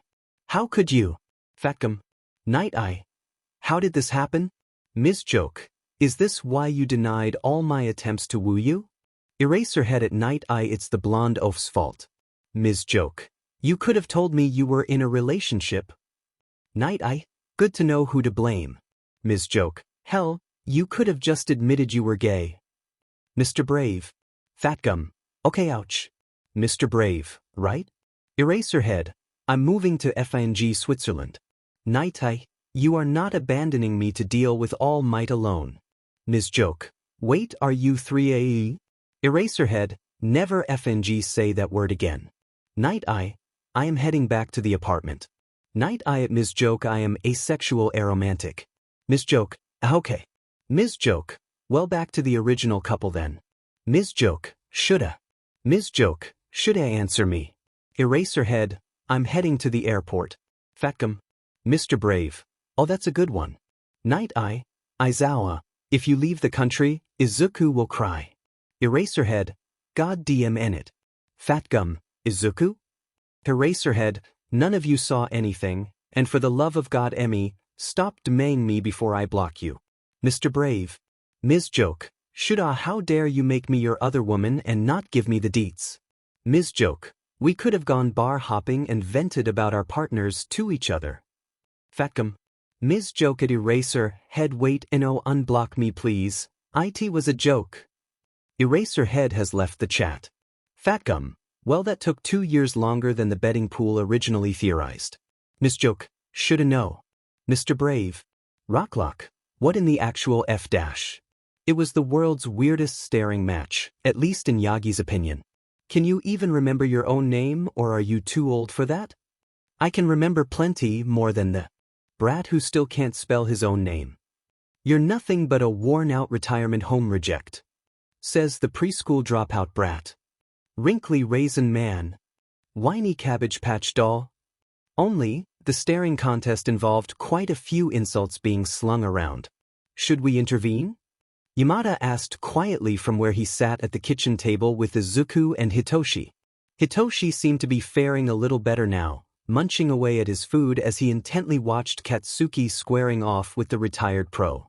Izuku, however, looked like he was suffering the child equivalent of being hungover, his face pressed down into the table as he worked up the energy to eat. Yagi grimaced as Torino whispered something with an overly feral grin, and Katsuki let out an overly affronted gasp, hands crackling as he screeched, "You take that back." Torino simply cackled gleefully as he called out, "Or what? You going to fight me with those sparklers of yours?" The ensuing shout from Katsuki sounded near inhuman, and the crackling from his hands just grew louder. The two of them together is certainly a fire hazard, Yagi muttered, but made no move to intervene. Quite honestly, he was just happy to have Torino's attention off of himself. Then, a snort sounded from the kitchen, and Yagi turned to see Aizawa with a pot of coffee in one hand and a fire extinguisher in the other. "I'm sure everything will be fine," the man muttered. His phone started going off again on the counter, and Aizawa glanced down at it, grimaced, then promptly sat the fire extinguisher on the counter in order to pick up his phone and casually drop it in the near-full coffee pot. Yak did not know how to reply to that. Yamada simply asked a hesitant, "You good man?" "I have blocked 5 burner phones Joke has acquired." The man lifted the pot with his now useless cell phone and took a drink of it. This will suffice till I get a new number. Okay then. Yamada pulled out his own phone. I'm letting the Green Bean chat know that you aren't mentally available right now. Aizawa flashed him a thumbs up with his free hand before downing the rest of the coffee, the phone nearly smacking him in the face in the process. Yagi's attention wandered back to his teacher and Katsuki, and he could not help but audibly sigh as he saw Torino dodge out of the way of sprinting Katsuki, causing the young boy to run face first into the wall. Am I allowed to not be mentally available right now? Yamada didn't even look up from his phone. Not until Night Eye is back. You aren't leaving me alone with this crowd. Fair enough. Green Bean and Feral Children, Protection Squad. Uncle Screm. So Sho is currently mentally unavailable right now. Uncle Screm, Yagi is very close to that point as well. Space Ant, what happened this time? Uncle Screm, kind of a continuation of the marriage thing, but also Yagi's small yet terrifying mentor is here, and Sho reached his limit due to Ms. Joke. Wouldn't, do I need to have another talk with Fukato about harassment? Uncle Screm, considering Sho was being bombarded via multiple burner phones within the space of a half an hour to the point he dropped his phone in the coffee pot? Probably. Wait. Good to know. Anyone available to give me an alibi? Uncle Shotgun, what alibi? We've been watching rom-coms in my apartment all day. And will continue to do so well into the morning hours or however long it takes to hide a body. Uncle Shotgun, metaphorically speaking. Wynant, a man after my own heart. Grandfather Satan, now Kayama, I do have to ask that you postpone any possibly illegal activities until a bit later in the day. Due to recent events, I am having to call an emergency staff meeting in the next half hour. Wynant, am I really needed at this? Grandfather Satan, well, I suppose it should be fine for you to miss the meeting. I mostly need the parental figures in the chat. I have some solutions that I think will be beneficial for everyone in the long run. Uncle Blood, that sounds ominous. Uncle Screm, easy for you to say. You aren't the one who has to attend this meeting. Uncle Blood, I know my limits and raising a child is definitely the pinnacle of beyond those limits. Grandfather Satan, actually, I was going to request you attend, Vlad, due to something that has come to my attention. At Uncle Diglett as well. Uncle Blood. God damn it. Uncle Diglett, SHIT. Grandfather Satan. Now then, I expect to see you all within half an hour. Grandfather Satan at Papa Fortune Cookie, do you believe you can make it as well? Papa Fortune Cookie, I am almost back already. PR is handling most of the press inquiries, but I assume you have a cover story devised already? Grandfather Satan, but of course. Uncle Screm, who is going to watch the kids during the meeting if the dad trio and I have to go? Grandfather Satan, Gran Torino should be able to handle them for an hour or so. Uncle Screm, he currently has Katsuki in a headlock. Grandfather Satan, I am sure he has his reasons. Uncle Diglett, this family was a mistake. Uncle Blood, this isn't a family, this is a DMN cult. Half an hour later, Uncle Blood, you know when I called this place a cult, I was joking. Uncle Blood, yet Nedzu just had to make it literal. Space Ant, what? Wynant, maybe I should have stayed for the meeting. So, let me get this straight, Aizawa began slowly, pinching the bridge of his nose. You want to turn UA into a self-sustaining group with all of the essential staff and their immediate family living on site? Precisely. Nedzu chirped, tail swishing excitedly. Also, Ken, I would appreciate it if you stopped calling this a cult in the group chat. Vlad nearly dropped his phone. You aren't even looking at the chat, how do you know that? Nedzu simply smiled at the pro. Vlad put his phone away. I mean, Yamada began hesitantly, scratching at his head. Vlad is kind of right? The principal simply sighed. You humans over-exaggerate situations. Simply want to keep my people and their families safe. Aizawa let out a snort. Admit it, you are building a cult out of reach of the commission. And UA is your weird-ass gray area that they can't legally touch. I still do not know how you managed that, Night Eye remarked, side-eyeing the principal. Nedzu was not even fazed. Let's just say it involved chess and a moderate amount of blackmail. Night Eye squinted. Possibly a violation or two of the Geneva Conventions, but who is counting? Yamada stuck his hand up in the air. Me. I'm counting. Seriously, boss, what the F dash? That's another thing to bring up with my therapist, Majima muttered as he slumped down into his chair. Yagi timidly raised a hand.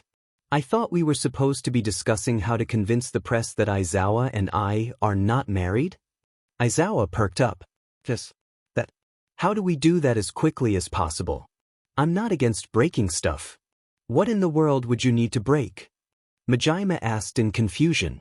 The law, legs, the photographer responsible's will to live. Jesus Christ, Vlad muttered in horror. No one listened to him, because he should honestly expect this by now. Nedzu chuckled to himself. No breaking will be necessary, Aizawa-kun. My plan is actually far more simple. Night Eye straightened in his seat. And that would be? Play along. Silence. And then Aizawa slammed his hands on the table and stood up. I'm running away to live in the woods. Izuku will cry, came the automatic reply of everyone in the room. Aizawa silently sat back down. Shaking his head, Nedzu tooted softly. Honestly, Aizawa-kun, you have such a flair for the dramatics. While his response is extreme, Yagi began cautiously, slowly inching away from Aizawa who sat next to him. I would have to say this is not a very good plan. Yagi-kun, just think of it this way, Nedzu elaborated. You will be having to have your surgery to fix your organs soon, and thus you would be disappearing from the spotlight for multiple weeks as you recover. What better cover story than to say that All Might is taking time with his family after having your identities revealed? Night Eye pinched the bridge of his nose. Nedzu. Anything would be better. Because this isn't something that can just be claimed and then done with in a few weeks. All of Japan would think they were a real couple unless they were to suddenly get divorced, which would likely make Aizawa one of the most hated men in all of Japan. I don't care if people hate me. Izuku. God damn it. Besides, Vlad added irritably. It's not like anyone would believe that Aizawa was husband material. Excuse you, Aizawa cut in, glaring at his coworker. I would make a fantastic husband. Vlad blinked. Aizawa. You hate people. So. You hate everyone except Izuku. Your point. How can you be a good husband if you hate your spouse? Aizawa looked at Yagi. He's tolerable. Yagi looked like he might cry. That is the kindest thing you have ever said to me. What is happening here? Majima muttered quietly to Yamada. I think this is the closest show has ever gotten to flirting. Red eyes snapped to Yamada in an instant. Never mind, I didn't say anything. Shoyuta has never flirted in his life. Night Eye let out a long, tired sigh. Let's just agree to put a pin in this while I discuss the pros and cons with the PR department tonight. Honestly, no matter what we do, conspiracy theorists will likely not believe us. Hence why we should simply take advantage of. Nedzu. I have a lot of respect for you, Night Eye interjected, his voice stern. But I can confidently say that you are the last being I would come to for advice on how to handle human marital issues. Yagi protested, there are no marital issues. You left dishes piled up in the sink again, Aizawa chimed in. That sounds like a marital issue. Aizawa, please, we are not married. I am aware, but I am also aware that if you keep leaving dishes in the sink, I will steal your kneecaps in your sleep. It's my apartment. That Izuku regularly stays in. I keep it clean otherwise. Debatable. And you have no room to complain, considering you constantly use my credit card. You can afford it. Please. I am begging, Night Eye deadpanned, staring in defeat as the two continued to bicker. Someone changed the subject. Well, I might as well ask before the suspense kills me, even though it's likely going to make me need therapy with Majima, Vlad began, his tone resigned because he already knew that he was not going to like what was about to happen. But why am I and Majima here with other parental figures? Oh, that is easy, Nedzu replied cheerfully. We have more kidnapped children. Majima slumped down into his chair with a sigh and Vlad smacked his head on the table. I'm texting the detective, Night Eye blandly replied as he pulled out his phone. all while Yagi started to hack up a lung. Yamada just laughed at them. Aizawa did not really care until a thought hit him. Sheet. Everyone turned in his direction as he declared in horror, "All my photos of Izuku were on my old phone." Vlad hit his head on the table again. Green Bean and Feral Children, Protection Squad. Uncle Detective, why did Night Eye just text me that Netsu started a cult and kidnapped multiple children? Several people are typing.